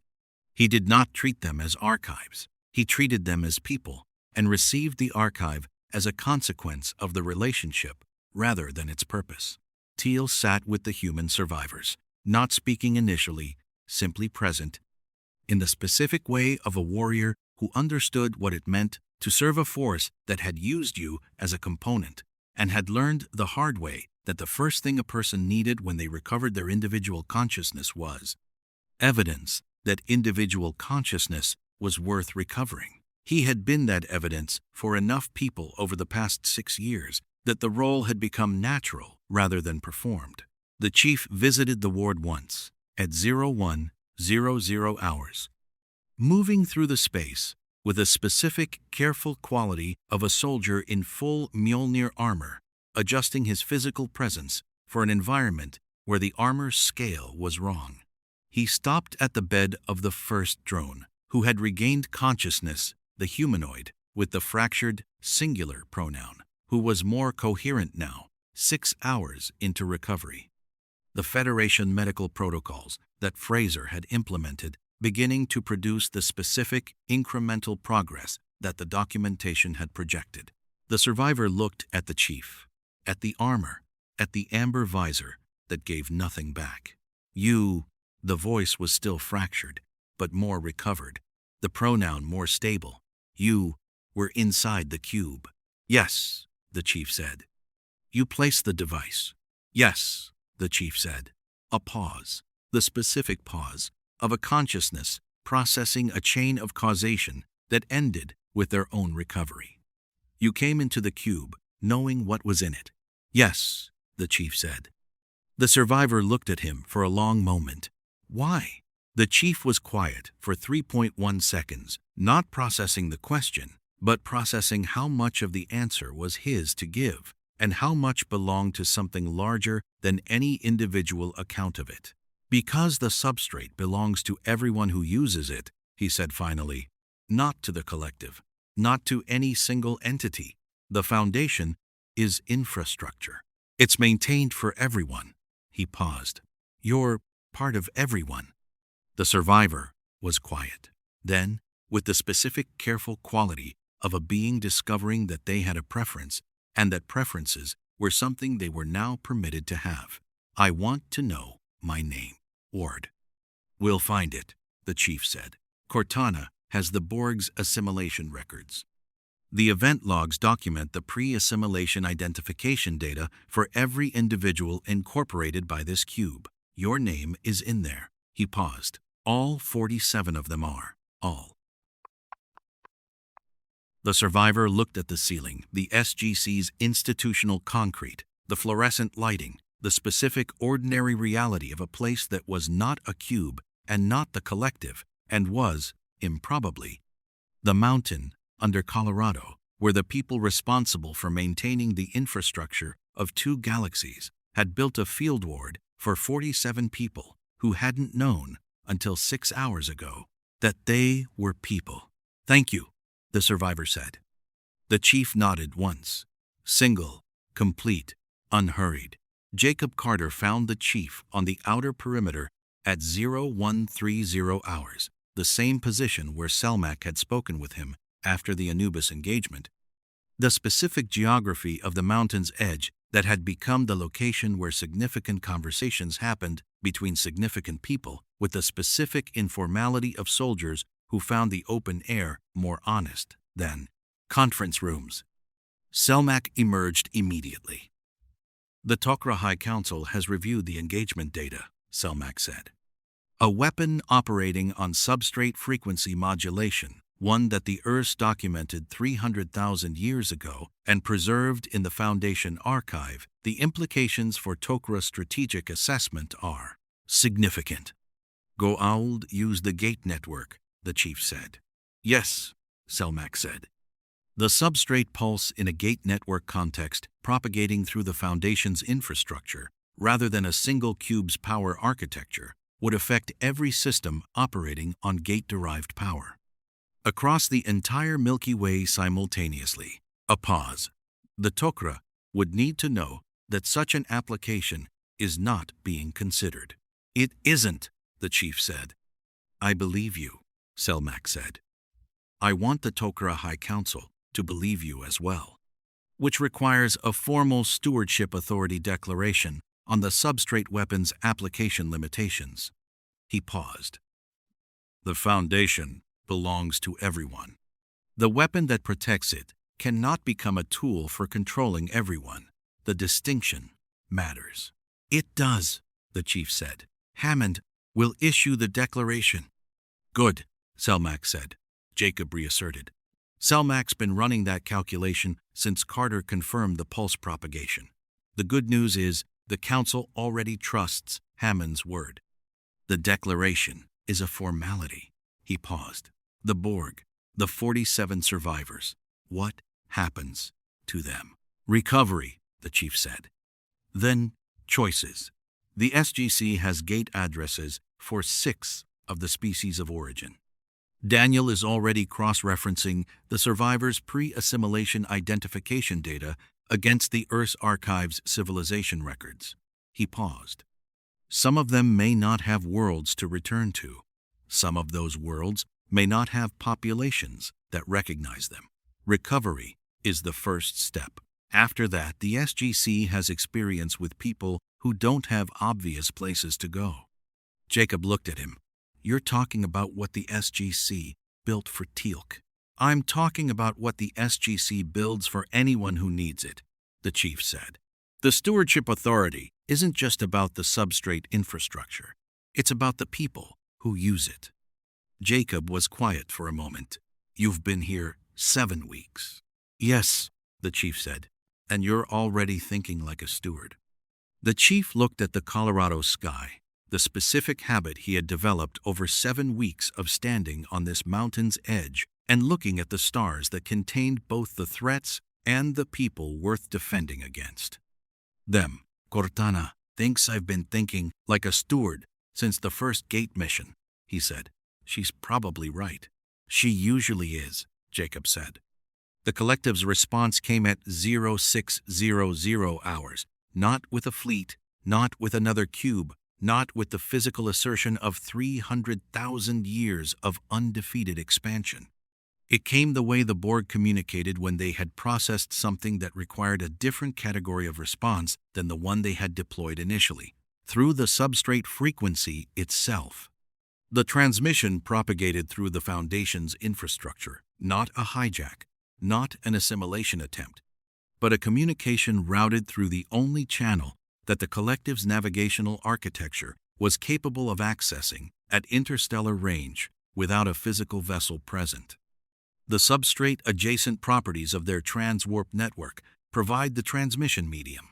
The communication itself was brief, carrying the layered harmonic of millions of voices, but with a quality that was different from the arrival transmission in a way that took Carter 4.2 seconds to fully characterize. Not the declaration of inevitable assimilation, something else. We are the Borg, the transmission said, then a pause. Unprecedented in every Federation historical record of Borg communication, a pause.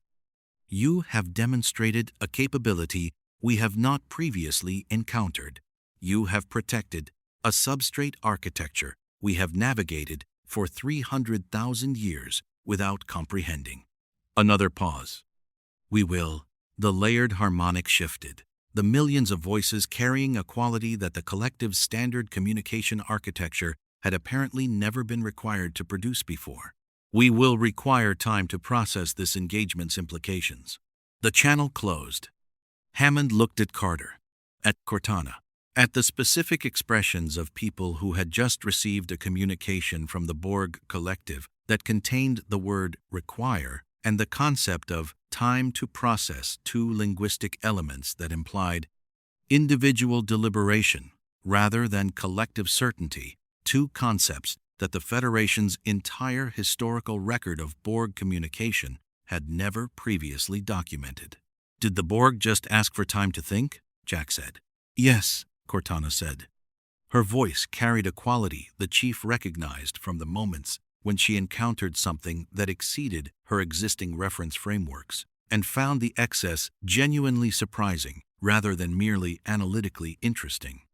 In 300,000 years of documented Borg communication, that is the first instance of the collective expressing the need for deliberative processing time. She paused. The substrate pulse didn't just neutralize the cube. It introduced a concept the collective has never encountered at scale. Which concept? Daniel asked, his notebook already open. The concept of something that cannot be assimilated, Cortana said. Not because it is too powerful to overcome, but because it is infrastructure. Because it belongs to everyone, including the Borg. Because assimilation of the Foundation would mean assimilation of the medium the collective itself navigates through. She paused. The Borg have spent 300,000 years building an identity entirely around assimilation. We just demonstrated that the most fundamental structure of the universe is not available for that process. That's not a tactical defeat. That's an existential reorientation. And 47 of their drones are conscious individuals in our infirmary, Daniel said quietly. That's evidence. Evidence that what the collective does to people can be undone. That what they call perfection is reversible. The conference room held that. The Borg are going to need more than time to process this, Carter said. Yes, Cortana said. They're going to need. She paused. I don't know what they're going to need. I don't think they know yet either. That's what the pause means. Another pause. 300,000 years old. And they just encountered something genuinely new. Jack looked at Hammond. Is that good or bad? It's the work, Hammond said, with a specific measured weight of a commanding general who had been doing this for 7 years and understood that the outcomes that mattered most were never the ones that resolved cleanly into good or bad, but the ones that opened into something larger and more complicated and more worth doing. Everything we do here opens into more work. That's the job. End quote. He looked at the substrate frequency display, the Foundation's monitoring architecture, showing the collective's transmission origin point receding into the transwarp network, the cube's debris field at 2.3 AU slowly dispersing.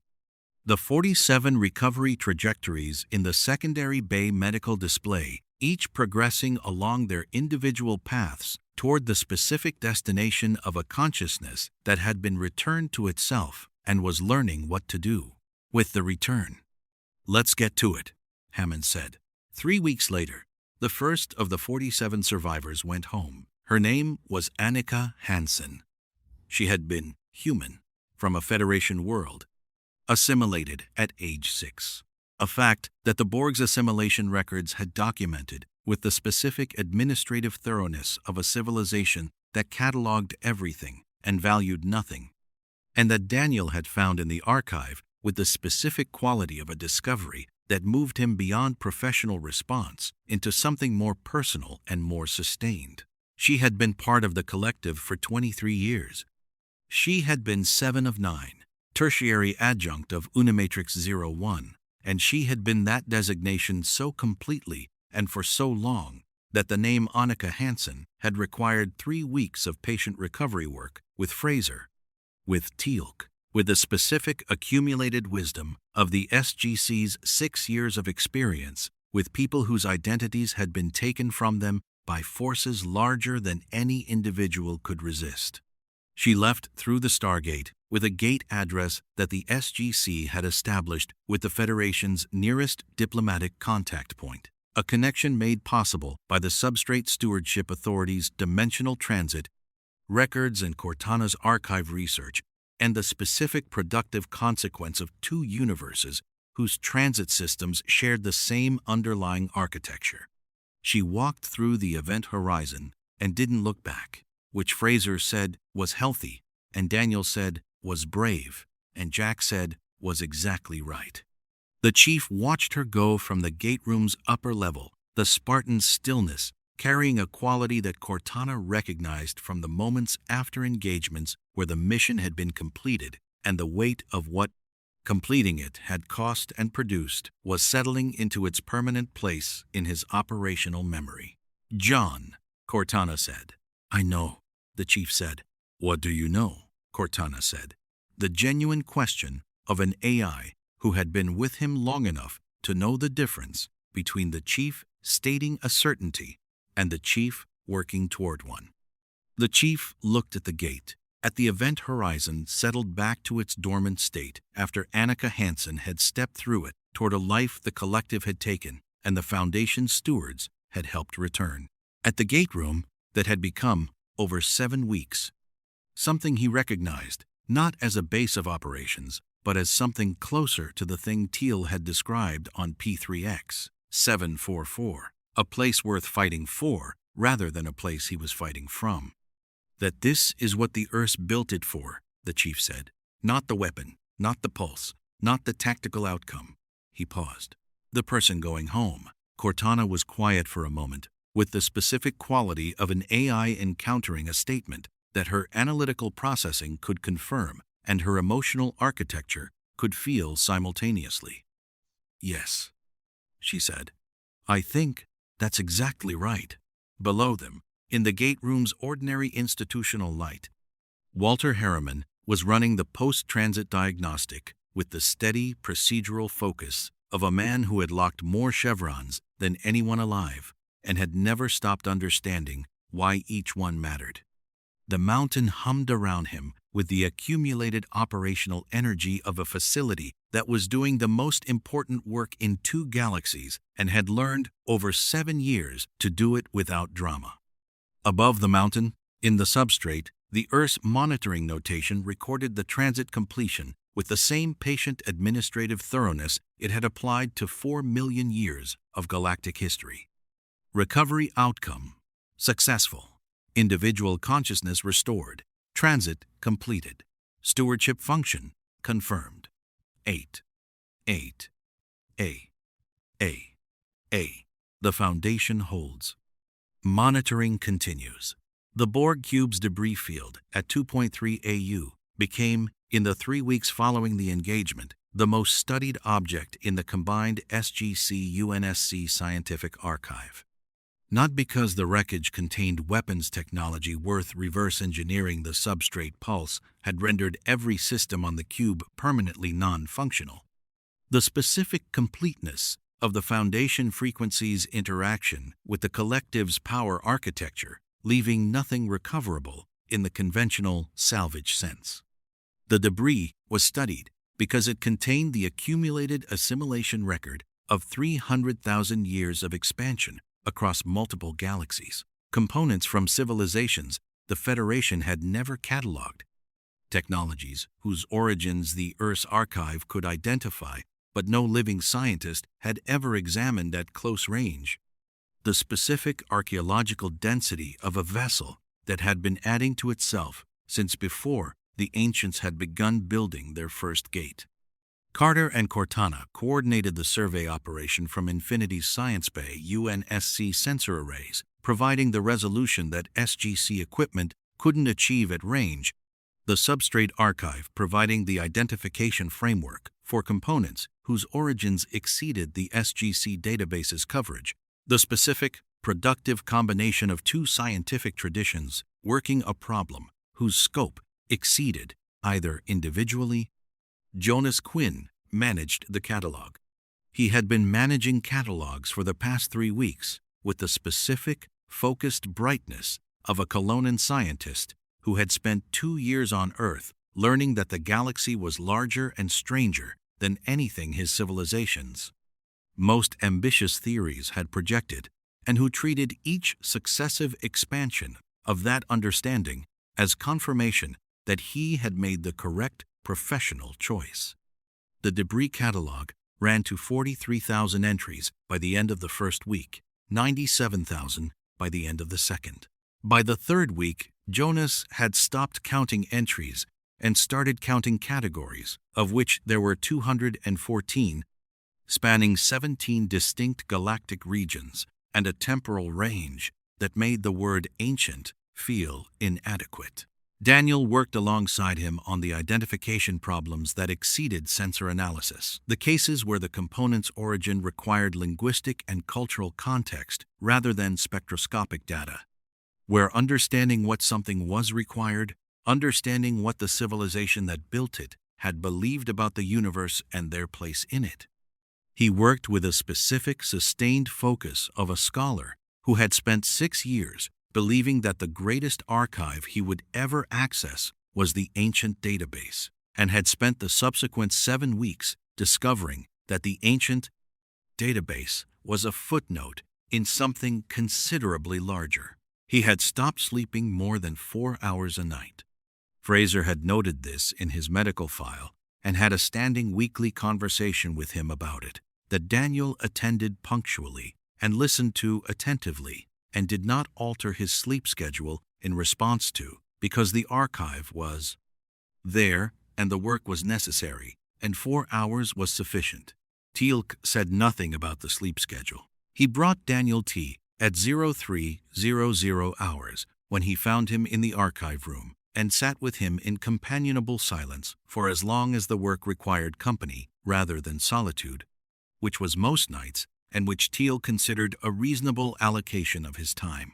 The 47 survivors presented 47 different recovery trajectories, which Fraser documented with the thoroughness of a physician who understood that she was writing the first medical literature on post-Borg recovery that would exist outside the Federation's records, a body of knowledge that would eventually matter to every civilization in the Milky Way that the collective might reach, and possibly to the Federation itself when diplomatic contact was eventually established.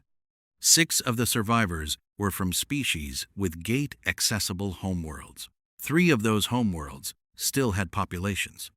2 of those populations had records of the individual's assimilation events and responded to the SGC's contact with the specific quality of communities that had spent years processing a loss they had not known could be reversed. The reunions were conducted with the careful preparation of a program that had learned from 6 years of first contact operations that the emotional infrastructure of reunion required as much planning as the logistical infrastructure of transit. Hammond authorized gate time, medical escort, and what he privately described to Carter as the appropriate amount of institutional patience, which in Hammond's operational vocabulary meant whatever amount the specific situation required, uncapped. The 38 survivors without immediately accessible homeworlds remained in the secondary bay's recovery ward, which had evolved in 3 weeks from a field medical installation into something closer to a residential community, the specific organic transformation of a temporary arrangement becoming permanent through the accumulated weight of daily life. They ate in the SGC commissary. They walked the mountain's corridors with care, discovering the quality of beings relearning navigation without the collective's distributed pathfinding. They attended Daniel's informal language recovery sessions in the archive room, where he worked with each of them on the specific linguistic reconstruction required to move from Borg designation back to individual name and the personal history that the name carried. Teal'c ran morning training sessions that several of the survivors began attending, not the Kelnarim in motion, not the full warrior form, but the basic physical awareness exercises that Teal'c had developed over a century of serving an entity that had used him as a component and that he had adapted, in the years since his defection, into something that helped people reconnect with their own bodies as something that belonged to them rather than to whatever had been directing them. The chief observed one of these sessions from the doorway and said nothing and left without interrupting, which Teal'c noted and considered the most significant endorsement available. Palmer's Spartan 4s rotated security coverage of the recovery ward with the specific professional care of soldiers who had been briefed thoroughly on the difference between security presence and intimidating presence and had adjusted their operational posture accordingly, armor worn, but not at ready, weapons holstered. The specific, deliberate body language of warriors choosing to present themselves as protectors rather than operators. One survivor, a non-human being of a species the Earth's archive identified as Serican, from a world in the outer rim of the Milky Way that the SGC database had no record of, spent 3 days sitting in the secondary bay's observation window watching infinity in orbit before speaking a full sentence to anyone. When the sentence came, it was addressed to Palmer, who had been sitting in the adjacent seat for 40 minutes, in a silence that Palmer had correctly assessed as the kind of silence that needed company rather than conversation. "Your ship," Sarakin said, looking at infinity through the window.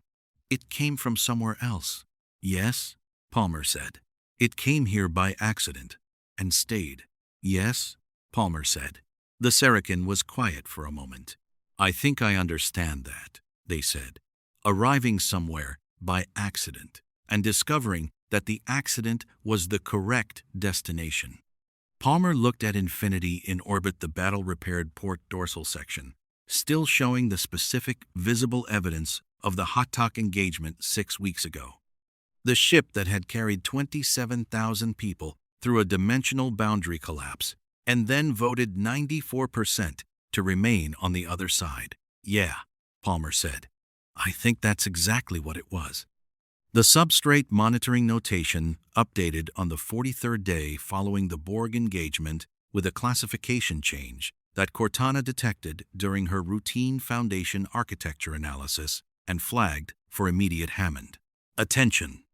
The notation read, Tier 2, Threshold Condition, Approaching, Estimated Achievement, 30 days, Steward, Readiness, Assessment, Initiated, unquote. Carter read the flag at 0600 hours and spent 11 seconds sitting very still before picking up her radio. "Hammond, sir, we have a Substrate notification." "I'll be right there," Hammond said. The Tier 2 threshold, the deeper substrate access that Carter and Cortana had been theorizing about since the stewardship transfer. The Infrastructure Modification Authority that the Foundation's administrative architecture had designated as requiring a second threshold condition was 30 days from achievement.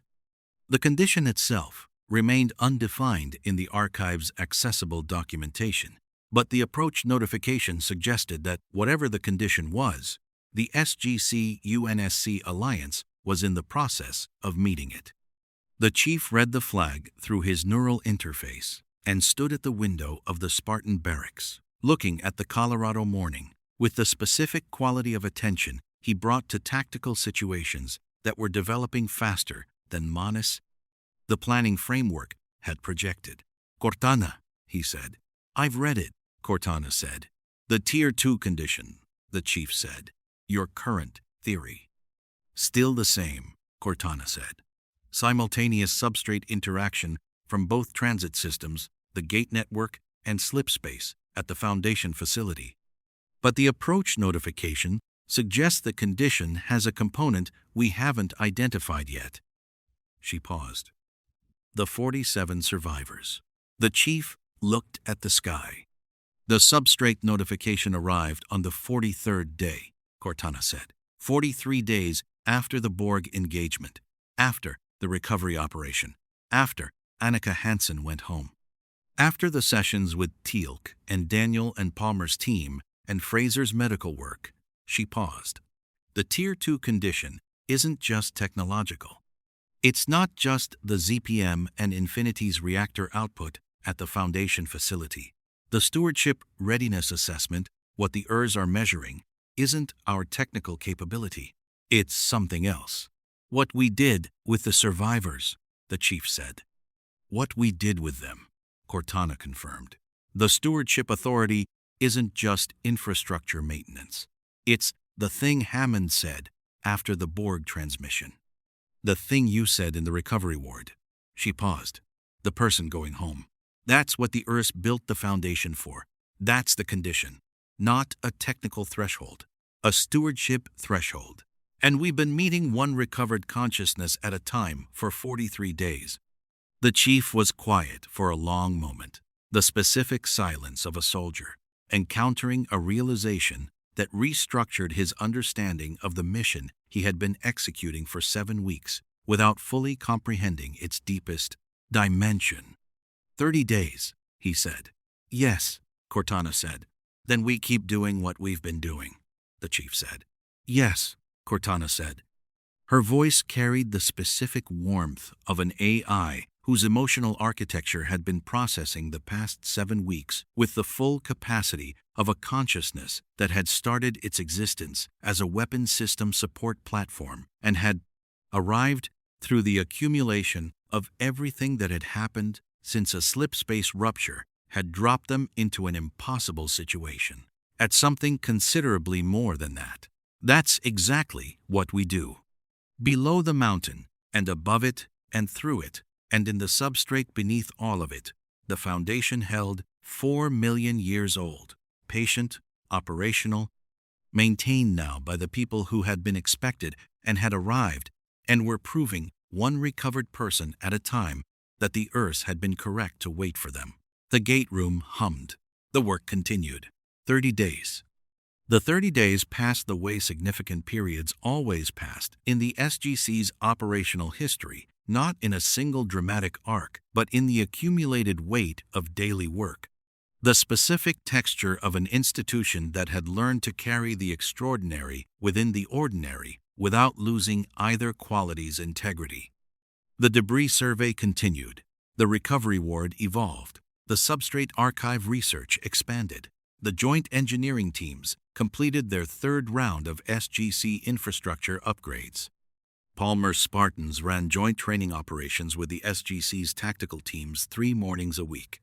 Teal'c and the chief met in the gym on alternate mornings and conducted the sessions that had ceased to be training and become something the mountain's personnel circled respectfully, understanding that what happened in that room between those 2 soldiers was not for observation. Jacob Carter visited twice, once with Tok'ra intelligence updates on the remaining system lords' political realignment following the Borg engagement, which had apparently produced a more profound recalibration of Goa'uld strategic thinking than even the Anubis defeat had managed, and once alone, without Selmak directing, to sit with Hammond in the general's office and talk about Sam in the specific way that fathers talked about daughters when the daughters had become something larger than the fathers had imagined raising. Hammond listened and said the things worth saying and poured 2 glasses of the whiskey he kept in the bottom drawer for conversations that required it. Thor visited 4 times. Each visit lasted longer than the previous one, the Asgard Supreme Commander's questions becoming progressively more specific.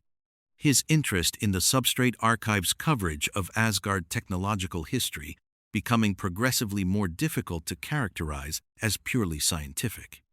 On the 4th visit, he sat with Cortana in the archive room for 6 hours and emerged with an expression that the SGC personnel who had known him for 6 years identified as the Asgard equivalent of someone who had just read something that changed what they understood about themselves. He did not share what it was.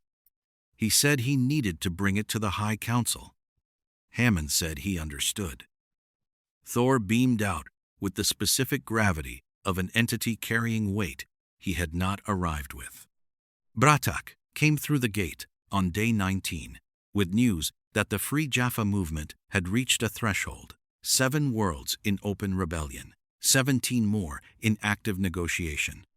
The Substrate Stewardship Authority's formal declaration that the Gate Network was infrastructure maintained for all civilizations having propagated through Jaffa political consciousness with an effect that no military campaign could have achieved.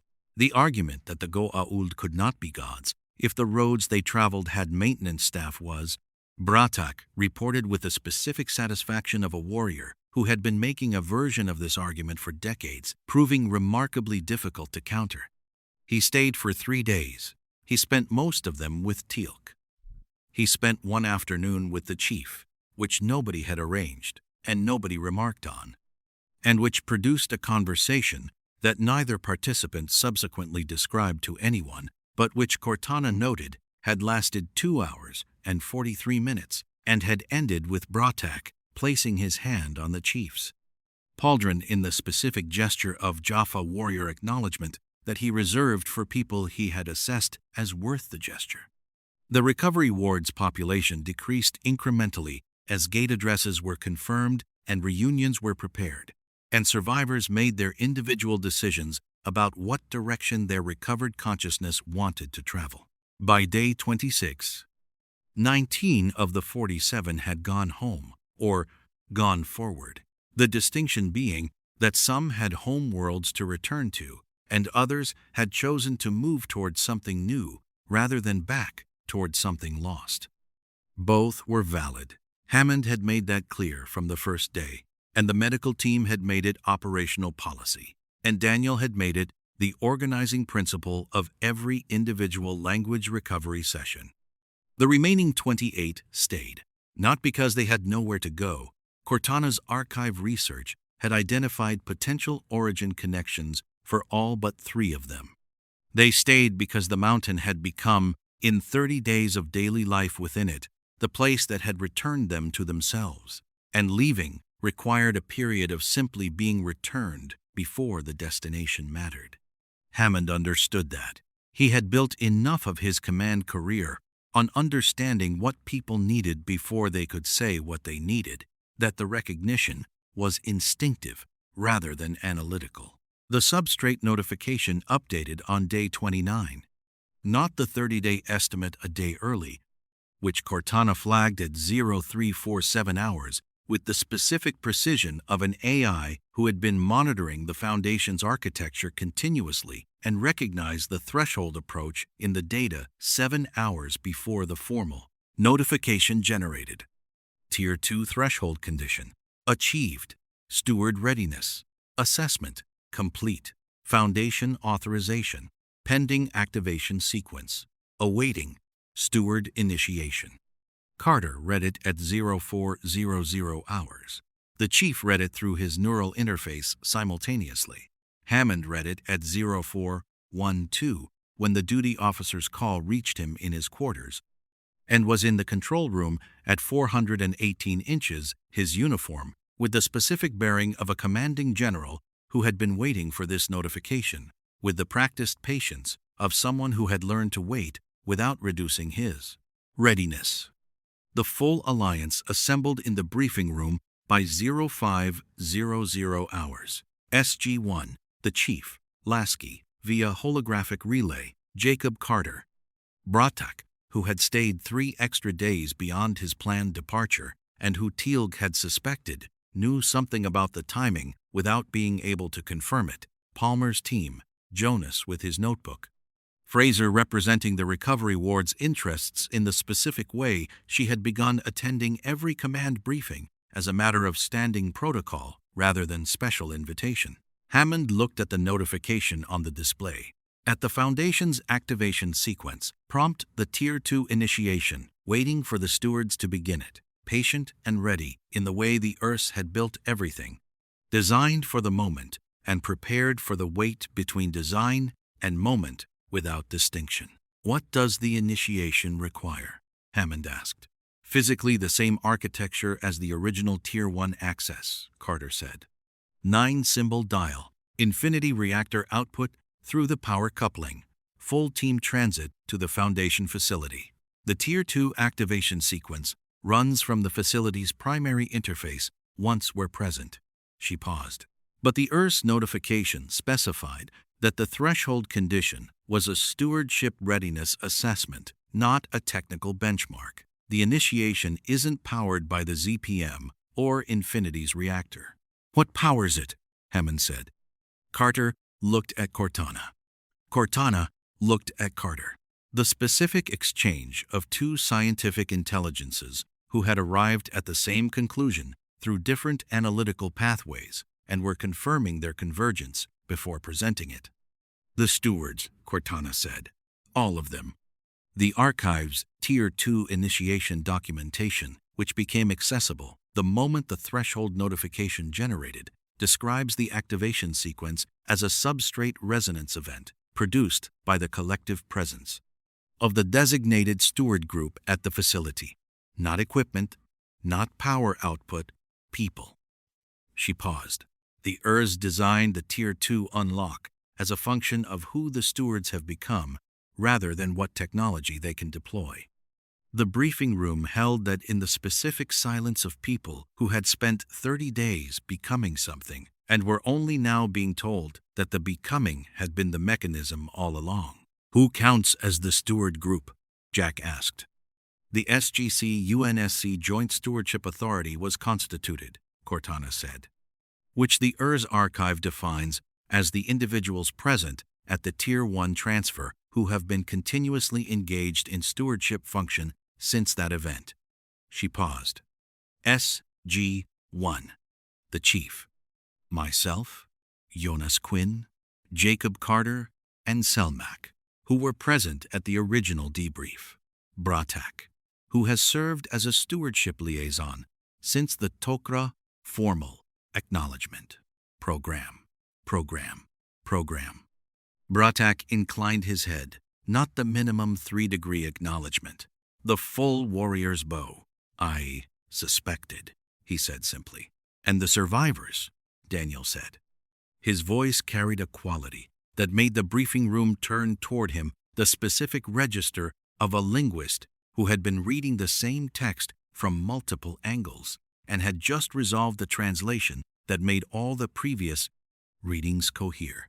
The ERS notification arrived on day 43 of the recovery operation. The threshold was achieved on day 29 of the 30-day estimate. The threshold condition wasn't just what we did for the survivors. He looked at his notebook. It was what they became by being here.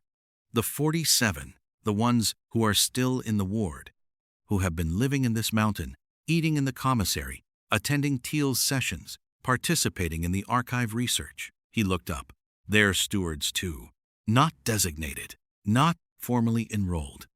But the Foundation's assessment architecture recognized them because the Substrate recognizes people who have been returned to themselves through stewardship function. He paused. The ERS built the threshold to include exactly these people, the ones who came from the collective and found out what not being the collective felt like, the ones who know what the Foundation's infrastructure means in the most personal way available. The briefing room was quiet for a long moment. 28 survivors are still in the ward, Fraser said quietly. 28 people who have spent 30 days learning that they're people. She looked at Hammond. They should know what's happening. They should have the choice. They will, Hammond said. The gate room at 1300 hours held the largest assembly it had ever contained for a single mission deployment. SG-1 inch full tactical loadout. The chief in Mjolnir with Cortana at the neural interface. Jacob Carter, Selmak, Bratak with his staff weapon, Jonas Quinn with 3 notebooks, Palmer's full Spartan team, Lasky, who had beamed down from Infinity specifically for this transit, and stood in his UNSC uniform with the bearing of a commanding officer who had voted 94% to stay and was now understanding the full scope of what staying had meant. And 28 survivors from the recovery ward in SGC-issued civilian clothing in varying states of cybernetic infrastructure that Fraser's team had begun the long process of removing where biology permitted, carrying themselves with the specific, careful quality of people who had been returned to themselves and were discovering, one morning at a time, what selves were capable of. They had been told. They had been given the choice. All 28 had chosen to come. The Saracen, who had spent 3 days at the observation window watching Infinity, stood near Palmer, who had moved to a position adjacent without anyone directing it. The being that had been 7 of 9 and was becoming Annika Hansen, who had almost gone home and had chosen instead to stay 1 more month, a choice she had not explained and had not needed to explain, stood near Daniel, who had been reading proto-ancient notation to her in the evenings because she had asked him to, and because the language was one way back to something, and she was collecting every way available. Walter Harriman was at his console. He looked at the assembly on the ramp and in the gate room, and at the positions where people were standing that had never held this many people before a single transit, and he ran his pre-dial sequence with the steady procedural focus of a man who understood that the significance of a moment was not a reason to deviate from the procedure that made the moment possible. Chevron 1, encoded, Walter said. The power coupling activated Infinity's reactor output, flowing through the conversion architecture that Okafor and Carter had built 8 weeks ago and that had become standard SGC infrastructure in the time since. The 9-symbol address locked in the navigation computer, with the permanence of the first entry in a category that had not existed before the Alliance created it. Chevron 4, encoded. The chief looked at the gate. At the event horizon that was about to be established, the connection that reached further than any previous transit in the program's history, the one that carried a different quality of depth, the specific visual property of a wormhole connecting to something that existed outside the standard coordinate geometry of the Galactic Gate network. Cortana spoke quietly through the neural interface. "John, I know," the chief said. "What do you know?" Cortana said. The genuine question, the one she had been asking for 7 weeks and getting different answers to as the weeks accumulated their weight and the answers became more settled. "That Halsey built you to win a war," the chief said. "And the Earth built the foundation for something larger than any war. And somewhere between those two things," he paused, "we found something worth maintaining." Cortana was quiet for 1.8 seconds. "Yes," she said, "we did." Chevron 7, encoded. The gate room held its assembled stewards, its soldiers and scientists and warriors, and recovered individuals and commanding generals, and AI architects, and Jaffa masters, and Asgard-acknowledged allies.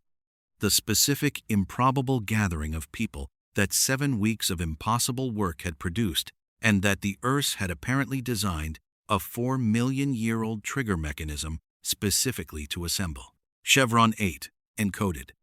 Hammond looked at his people, at the gate, at the 9-symbol address that Cortana had reconstructed from dimensional rupture data and preserved Tok'ra mythology and 3 years of degraded ancient notation. At the Foundation waiting on the other side of a wormhole that required a starship to power and a stewardship that required 30 days of recovering 47 people to earn. He thought about what the Earth's notation had said in the first translation Daniel had produced in the facility's cathedral chamber 8 weeks ago, when the structural light had illuminated and the interface stations had woken and the 4-million-year wait had resolved into the specific present of a mission that was only beginning. For those who arrive from both sides of the boundary, the Foundation holds what the builders left. The stewards are expected. They had been expected. They had arrived. They had spent 8 weeks learning what arriving meant. Chevron 9. Walter's voice carried the quality it had carried the first time. Not uncertainty, something larger. Chevron 9. Locked. The kawoosh erupted twice the displacement, twice the reach. The event horizon settling into the blue surface that carried its depth and its quality and its specific property of connecting to something that predated both civilizations and had been waiting for both of them, with the patience of entities who understood that the most important things were worth waiting for, regardless of the timescale the waiting required. Hammond looked at the gate. "Let's go to work," he said. They moved. The event horizon took them one by one, soldiers and scientists, warriors and the newly recovered, the AI who had started as a weapon and became a steward, the Spartan who had been built for a war and found something worth maintaining on the other side of the boundary between universes. The gate room held its specific silence in their absence. The hum of the power coupling, the glow of the event horizon, Walter at his console, maintaining the connection with the steady, professional focus of a man who had been holding these connections open for 7 years and understood that what mattered was not the technology, but what the technology made possible.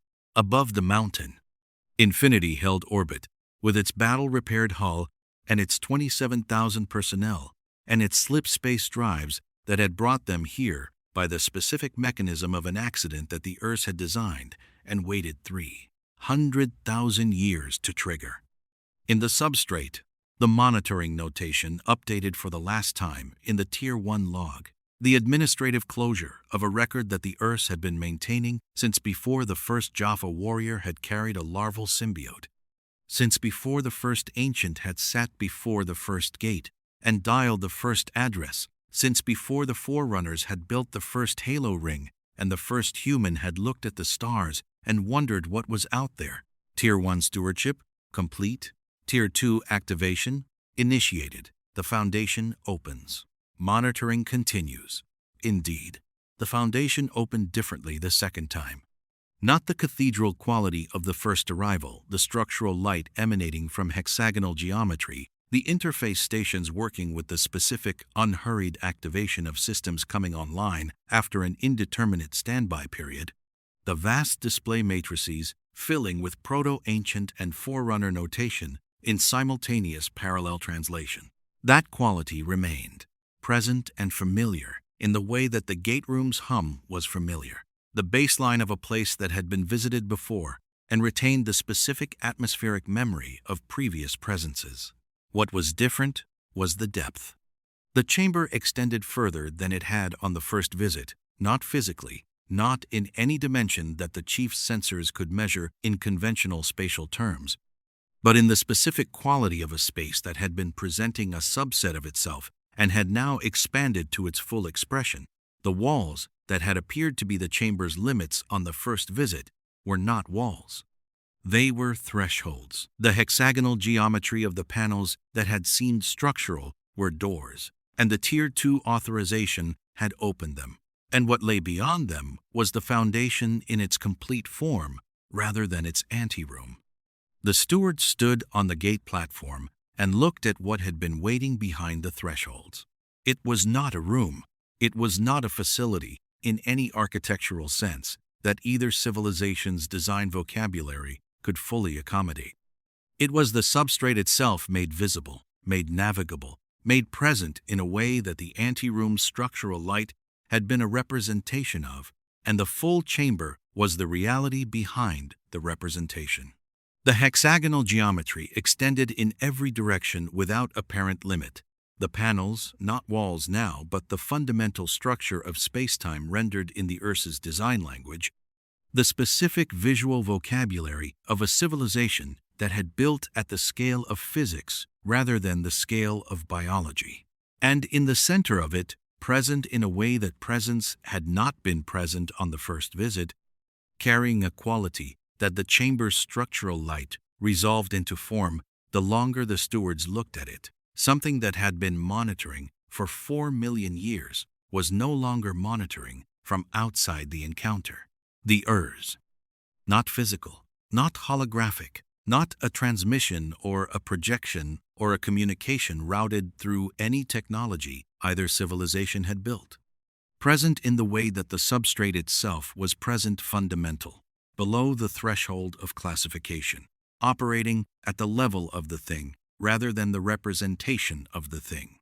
The specific quality of entities whose relationship with spacetime was so complete that the distinction between themselves and the architecture they had built had, over 4 million years of occupation, become a distinction without a difference. They were the Foundation. The Foundation was them. The non-interventional monitoring that the archive had documented across 4 million years of galactic history had not been conducted from outside the substrate. It had been conducted from within it, the Earth's present, in every gate transit, every slipspace jump, every substrate interaction that any civilization had performed since the infrastructure had been completed. Silent and attentive and waiting, with the patience of entities for whom the concept of waiting had ceased to carry the weight of deprivation and had become simply the condition of stewardship itself. Waiting was what stewards did, until the stewards they had been waiting for arrived. The communication was not language. Daniel understood it as language, because language was how Daniel understood everything, the specific cognitive architecture of a linguist for whom meaning always resolved into the structure of expression, and the Earth's communication resolved into proto-ancient notation at the layer of his comprehension that interfaced with learned systems.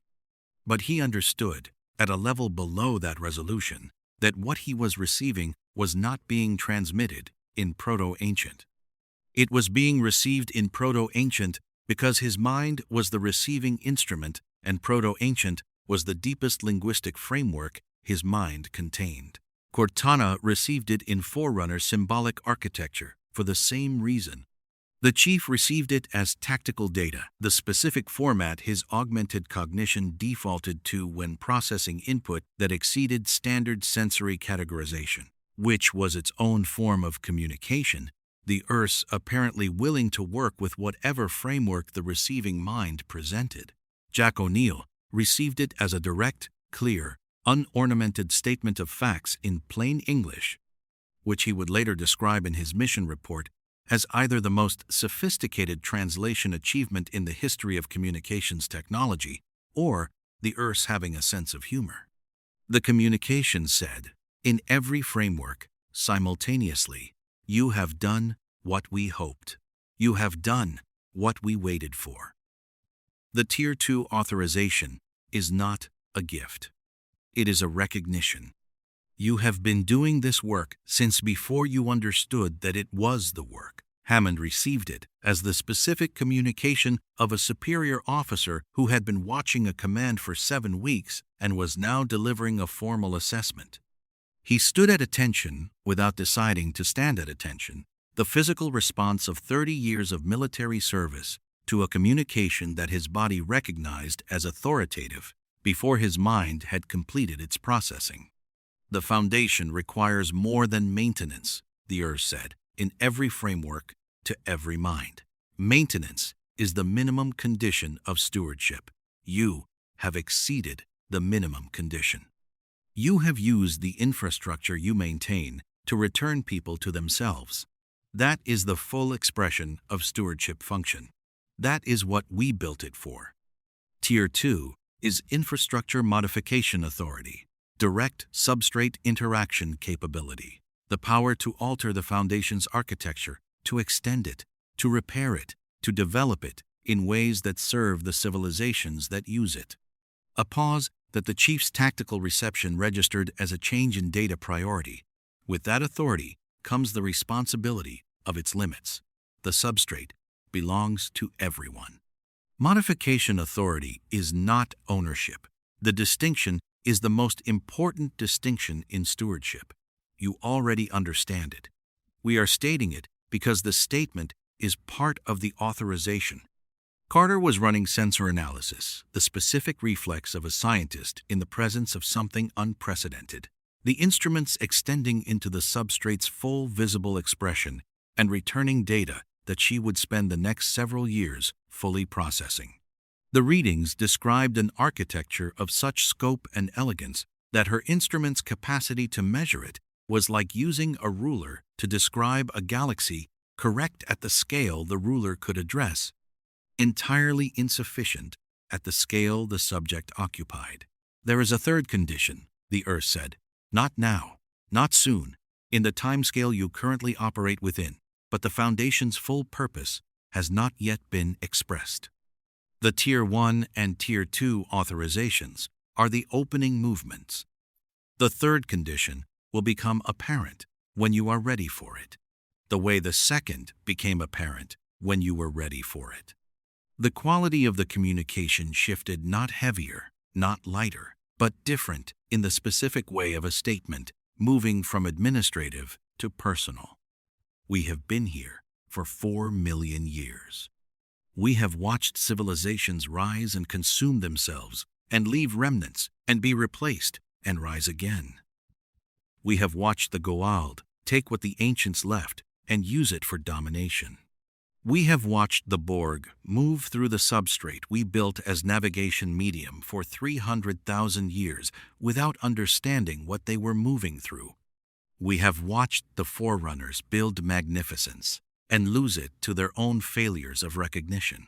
We have been waiting for the stewards who would use the Foundation for the thing it was built for. You have 47 people in a mountain under Colorado who are learning what it means to be themselves again. That is the thing it was built for. The communication completed not with an ending, but with the specific quality of a presence that had said what needed to be said and was now present in a different mode. Still there, still attentive. no longer waiting. The ERS had been non-interventional by choice, pending stewardship transfer. The transfer was complete. The Tier 2 authorization was complete. The non-interventional status had not changed. The ERS did not intervene in the work of civilizations, had not done so in 4 million years, would not begin now. But they were no longer waiting. They were with their stewards. The distinction mattered in the specific way that presence always mattered more than distance, that company always mattered more than surveillance, that being known mattered more than being watched. Daniel's hands were moving. Before the communication fully resolved, 3 notebooks opened simultaneously in the specific documentary urgency of a linguist who had just received content in the foundational linguistic stratum that everything he had ever studied was descended from and was determined that not a syllable of it would escape documentation. Jonas was beside him, managing the notebooks with the practiced efficiency of a research partner who had learned over 2 years that Daniel's documentary urgency in significant moments was not a behavior to redirect, but a function to support. Carter was at the interface station, the ancient panel, familiar now, the Forerunner panel beside it, both displaying the Tier 2 architecture in its full expression rather than the Tier 1 subset she had been working with for 8 weeks. The additional depth was not more data in the conventional sense. It was more realistic, the substrate's full operational scope, visible at the interface level, the Foundation's architecture accessible for the modification functions that the ERS had just formally authorized. She ran her hands across the ancient interface with the specific reverence of a scientist touching the most significant instrument of her career and knowing it. Teal'c stood with the survivors, the 28 people from the recovery ward who had come through the gate and were now standing in the full expression of the Foundation, in the presence of the entities that had built the infrastructure of the galaxy they had been assimilated from, and the entity that had assimilated them had been navigating through for 300,000 years without comprehension. Their expressions carried a quality that Fraser, who was standing beside Teal'c, would later describe in her medical documentation as the specific look of people encountering an explanation for their own survival that was larger than any explanation they had previously considered available to them. The Sarrakin stood at the edge of the chamber's full expression and looked at the substrate visible beyond the opened thresholds and said nothing for a long time. Then, quietly, to Palmer, who was beside them, "This is what they were moving through, the Borg. This is what they were using as a road and never knew was anything more than a road." "Yes," Palmer said. "And this is what your people are maintaining." "Yes," Palmer said. The Sarrakin looked at the substrate for another long moment. "Then I would like to help," they said, "if that is permitted." Palmer looked at Hammond, who was close enough to have heard. Hammond looked at the Sarrakin with the specific evaluative attention of a commanding general assessing a request for inclusion in a mission that had just become considerably larger than its initial parameters. "It's more than permitted," Hammond said. "That's the point." The chief found Cortana at the Forerunner interface station, her holographic form more luminous than usual in the substrate's full visible expression, the Foundation's architecture interacting with her processing substrate in a way that the Tier 1 facility had only partially expressed and the Tier 2 chamber was expressing completely. She looked like she was home. Not the operational efficiency of an AI at full capacity, something more fundamental. The specific quality of a consciousness that had been built from a specific architecture, discovering the original version of that architecture and recognizing it. "Cortana," the chief said. She turned. Her expression carried the quality it carried, in genuine rather than operational moments. The specific register of an intelligence whose emotional architecture was fully engaged rather than partially. "The Forerunners built from Earth's substrate principles," she said. "Not reverse-engineered, not independently derived. The Earths taught the Forerunners. the way the ancients were taught, or the way the ancients discovered through their own research, which the Urs were watching. She paused. I was built from Halsey's neural architecture, a human cognitive template, but the processing substrate that makes it possible, the architecture that allows an AI to exist rather than merely compute, that architecture traces back to Forerunner design principles that trace back to the Urs. She looked at the Forerunner interface panel. 10. I'm built on a foundation that the foundation built. Does that change anything? The chief asked. Cortana considered that the genuine consideration of an intelligence for whom the question was not rhetorical. It explains something, she said finally. Why does being here feel like the correct destination? Why did the substrate transit feel like recognition rather than arrival? She paused. You asked me once, early in our operational history, why I chose you. Do you remember? Yes, the chief said. I said it was because you were the best available platform for the mission, Cortana said. Which was true and was also not the whole truth, and we both knew it, and neither of us said the part that wasn't said. She looked at him.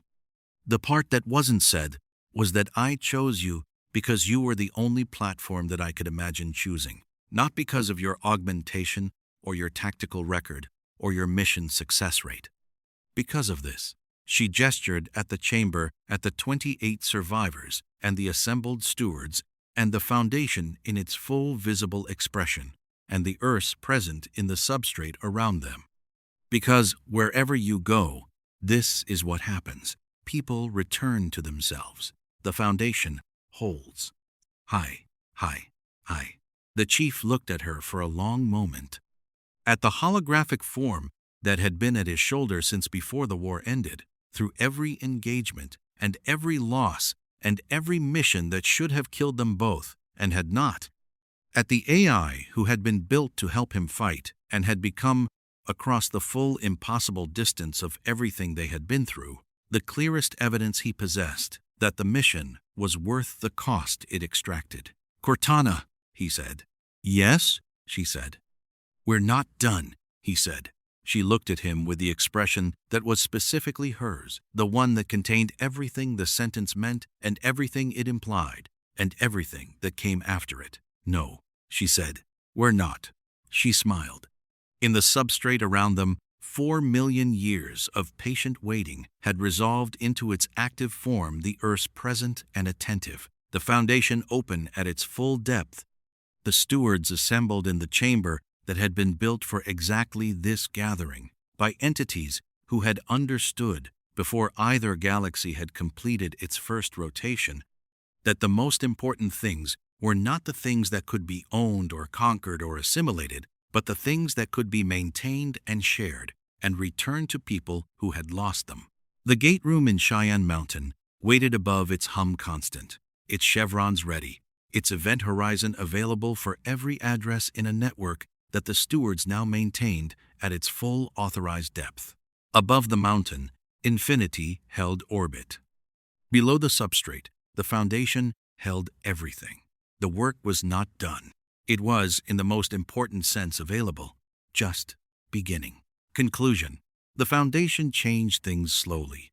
Not in the dramatic, immediate way that the Anubis engagement had changed things, or the Borg cube's arrival and neutralization had changed things. Those had been events, discrete and datable.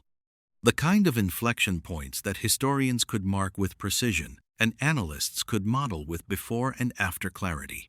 The Tier 2 authorization changed things the way the substrate itself operated, below the threshold of immediate perception, fundamental, producing effects that became visible only when enough time had accumulated to make the comparison meaningful. The first effect was the gate network stability. Carter documented it in Week 2 of the Tier 2 operational period, a measurable reduction in gate transit degradation across the Milky Way network. The specific technical improvement that resulted from the Foundation's infrastructure being actively maintained at its full authorized depth rather than the passive Tier 1 monitoring level. Gate addresses that had been intermittently unstable for years became reliable. Transit accuracy improved across the entire network, by a margin that the SGC's diagnostic systems registered as significant, and that Hammond registered as the practical consequence of having maintenance staff for infrastructure that had been running without maintenance since the ancients had abandoned it 10,000 years ago. Cortana managed the maintenance protocols with the specific satisfaction of an AI given a task whose scope matched her processing capacity, not the constrained satisfaction of a system working within its limits, but the full engagement of an intelligence operating at the depth of its design. She ran the substrate architecture analysis continuously, identifying stress points in the gate network's foundational geometry with the practiced attentiveness of an engineer who had learned to read infrastructure the way a doctor read a patient, not waiting for failure, but anticipating it, addressing it at the level of the substrate before it manifested at the level of the network. She had been doing this for 3 weeks when she found the first Earth's repair record, a maintenance log entry from approximately 800,000 years ago, documenting a substrate stress event in what was now the Pegasus Galaxy region and the specific repair protocol the ERS had applied to resolve it. The log entry was written in the administrative notation she had learned to read in the first week of archive research, the same notation that the monitoring logs used, the same patient thoroughness, the specific style of record keepers who had understood that what they documented would matter to people who hadn't been born yet. She read it, and then she read the repair protocol, and then she implemented a version of it, adapted for current substrate conditions, on a stress point she had identified in the inner Milky Way network the previous day. The repair took 4 hours. The stress point resolved completely. The gate addresses in the affected network region stabilized. Cortana logged the repair with the same administrative notation the ERS had used, a deliberate choice, a continuity of record keeping that she had decided on without being instructed to and without discussing it with anyone. The log entry read, in proto-ancient notation, that she had spent 8 weeks learning to write as fluently as she read it. Substrate stress event resolved. Network stability restored. Steward, Cortana. Date, current date. Method, ERS protocol. 7. Adapted for current conditions. Notes. First independent repair under Tier 2 authorization. The Foundation holds. She had added the last sentence herself, not from the URS notation, her own. The second effect was the Jaffa Rebellion's acceleration. Bratak reported from the field in Month 2, 9 worlds in open rebellion, 34 in active negotiation. The Free Jaffa movement reaching a political mass that the Goa'uld's remaining system lords were finding impossible to suppress through the conventional mechanisms of theological authority and military force. The theological authority had been fatally undermined by the Substrate Stewardship Declaration, the argument that the Goa'uld could not be gods if the infrastructure they traveled was maintained by human beings, proving, as Bratak had predicted, remarkably durable against counter-argument. The military force was meeting Spartan teams and joint SGC Free Jaffa tactical units operating with the specific effectiveness of people who had trained together for 2 months and trusted the training. 3 of the 9 worlds in open rebellion had Stargate addresses that the Foundation's Tier 2 access had stabilized gates that had been unreliable enough to impede rebel supply lines were now functioning at full network. Specification. The rebels had not been told about the stability improvement. They had simply found their supply lines more reliable and their tactical options consequently expanded, and had drawn the operationally correct conclusion that the infrastructure of their rebellion was being maintained by someone who wanted them to succeed. Teal'c read Bratak's reports with the specific satisfaction of a warrior who had been making the same argument for 6 years through the limited means available to a defector operating within a single program, and was now watching that argument propagate through Jaffa political consciousness with the amplification of stewardship infrastructure and UNSC tactical support and the specific credibility of someone who had been right for a very long time and could now point to the evidence. He did not say, "I told you so," to anyone. He did not need to. The evidence said it on his behalf. The third effect was the Borg's silence. Not silence in the threatening sense, not the silence of a predator holding position before an assault, not the specific communicative silence that the Federation's historical records documented as a precursor to cube deployment. The silence of an entity that had received genuinely new information for the first time in its operational history, and was doing something it had never previously done with new information, processing it individually. The Substrate monitoring system, which Cortana now ran at full Tier 2 depth, detected the collective's transwarp network activity in the monthly analysis reports. The network was active, the cubes moving, the expansion continuing in the regions of the Delta Quadrant far from the Milky Way's substrate-adjacent space. But the specific activity signature, associated with approach to substrate-resonant space, the navigational pattern that had preceded the cube's arrival, was absent. The collective was not approaching. It was also, according to the most sensitive substrate analysis Cortana could perform, not entirely unified in the way it had been before the engagement.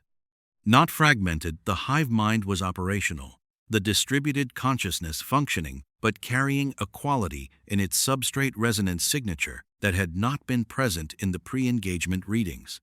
Something the engagement had introduced into the collective's operational architecture that the substrate could detect because the substrate had been the mechanism of its introduction. The concept of the uncategorizable. The foundation frequency that the adaptive algorithm had run a classification loop on indefinitely without resolution. That loop, Cortana's analysis suggested, had not stopped running when the cube was neutralized. It had propagated through the collective's distributed consciousness with the specific permeability of a concept that, once introduced into a hive mind, could not be contained to a single node. 300,000 years of the collective had been built on the axiom that everything could be assimilated. The foundation had demonstrated a single exception. Single exceptions in a system built on universal axioms were not small things. The Borg were thinking about it. In whatever way the Borg thought about things, in whatever cognitive architecture the hive mind used for processing that exceeded its standard operational categories, they were thinking about the foundation and the substrate. And the 47 people in a Colorado mountain who had been returned to themselves and what all of it implied about the universe the collective had been expanding through for 300,000 years. Cortana monitored the substrate resonance signature monthly and logged the readings with the patient thoroughness of an archivist who understood that what she was documenting might matter more in 100 years than in the present, and that the present documentation was the necessary foundation of future understanding. The Earth's notation she used for the log read, "Collective substrate resonance, unchanged from previous month. Classification loop, active. Processing, ongoing. Assessment. The Foundation's most significant long-term impact on the Borg may not be the cube's neutralization. It may be the question the neutralization introduced." Monitoring continues. Hammond retired on a Tuesday morning in month 4, not with ceremony, because Hammond had spent 7 years building a command culture that treated ceremony as appropriate for the things that deserved it and inappropriate for everything else.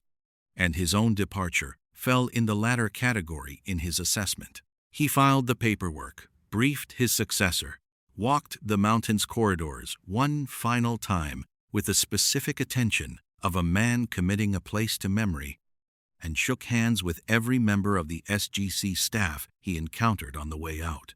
He shook Jack's hand last, in the gate room, at the base of the ramp. "You're in command," Hammond said. "I know," Jack said.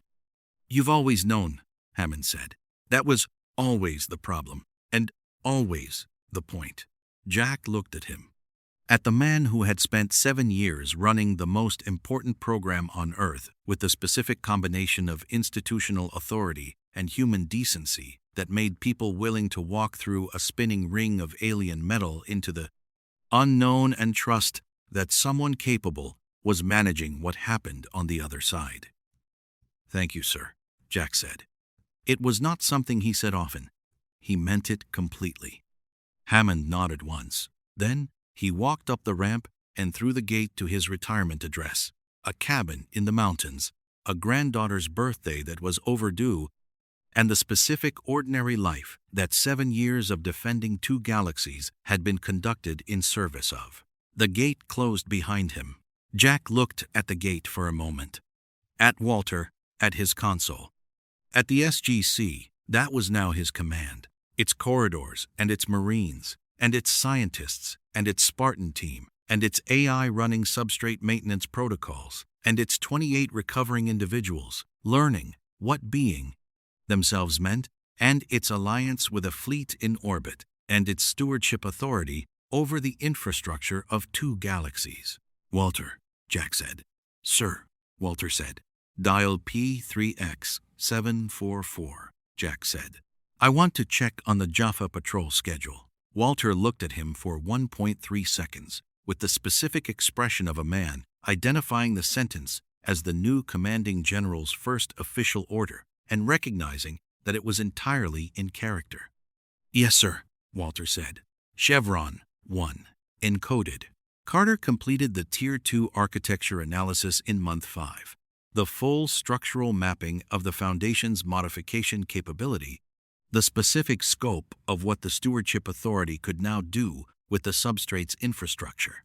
It ran to 600 pages in the classified technical report, and 3 sentences in the summary she wrote for Hammond's successor, who was a competent general and a reasonable man, and who had read every briefing document available and was still in the early stages of fully understanding what he was commanding.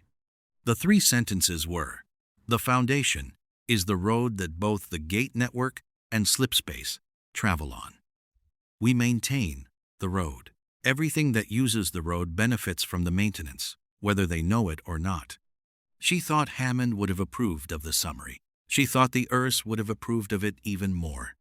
The chief stood on the outer perimeter on the last night of month 5, which was the specific habit he had maintained since the first night after the Anubis engagement, the mountain's edge, the Colorado sky, the stars that contained both the threats and the people worth defending against them.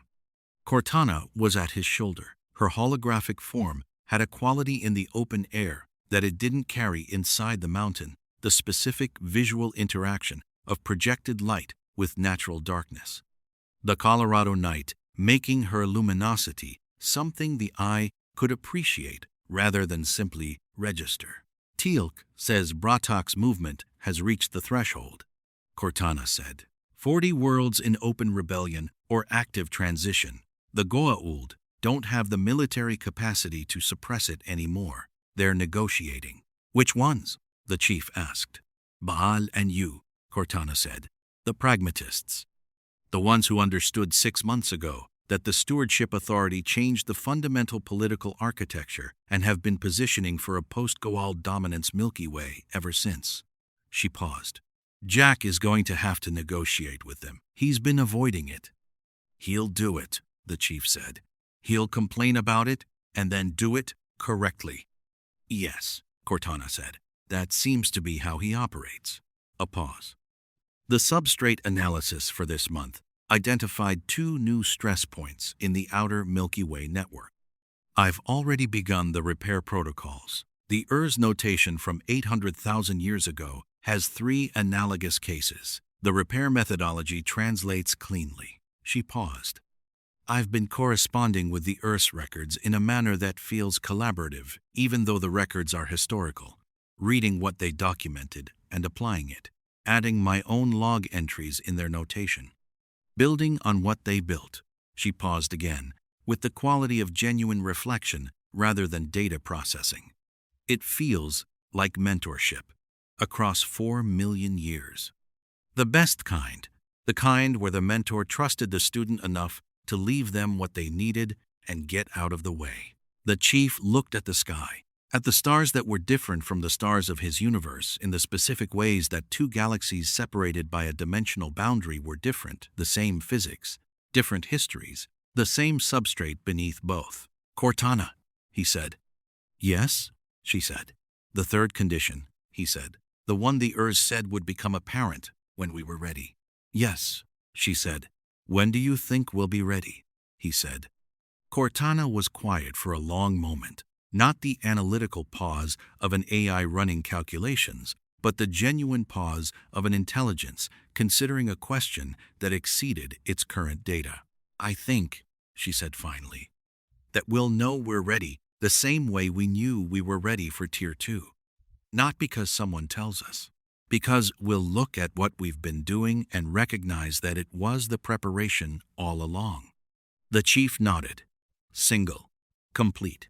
Then we keep doing what we've been doing, he said. Yes, Cortana said. The work continues. Above the mountain. Infinity held orbit in the specific patient steadiness of a ship that had arrived by accident and stayed by choice and had spent 5 months becoming the thing that staying required it to become, not a warship in orbit above an entity's allied world, but part of the infrastructure itself, part of the thing worth maintaining. Below the mountain, 23 of the 28 survivors had chosen their next destinations and were in varying stages of preparation for their individual departures. Gate addresses confirmed. Reunion preparations complete. The specific logistical architecture of people moving toward their futures rather than recovering from their pasts. The remaining 5 had chosen to stay, not temporarily, not pending a better option. They had chosen the mountain and the work and the specific community of people who maintained the road that the galaxy traveled on. And they had made that choice with the full clarity of individuals who knew what choices were, because they had been returned to the state where choices were possible. The Sarakin, who had spent 3 days at the observation window watching Infinity, and had subsequently spent 5 months learning substrate maintenance protocols from Cortana, with the specific focused dedication of a being who had found the work that matched the shape of what they wanted to do with their recovered life, was running overnight, substrate monitoring in the archive room, logging the readings in Earth's notation with the patient thoroughness of someone who had been taught by the best archivist in 2 galaxies. Their log entry for the night read, in proto-ancient notation that was becoming more fluent with every passing week, substrate stress levels, nominal, network stability, maintained, repair protocols, current, the Foundation holds, monitoring, continues. This is the work.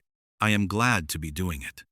In the substrate, 4 million years of Earth's observation continued in its active form, not the monitoring of entities waiting for stewards to arrive, but the presence of builders watching their building being cared for by people who understood what it was for. The Foundation held. The work continued. The gate room hummed. Indeed,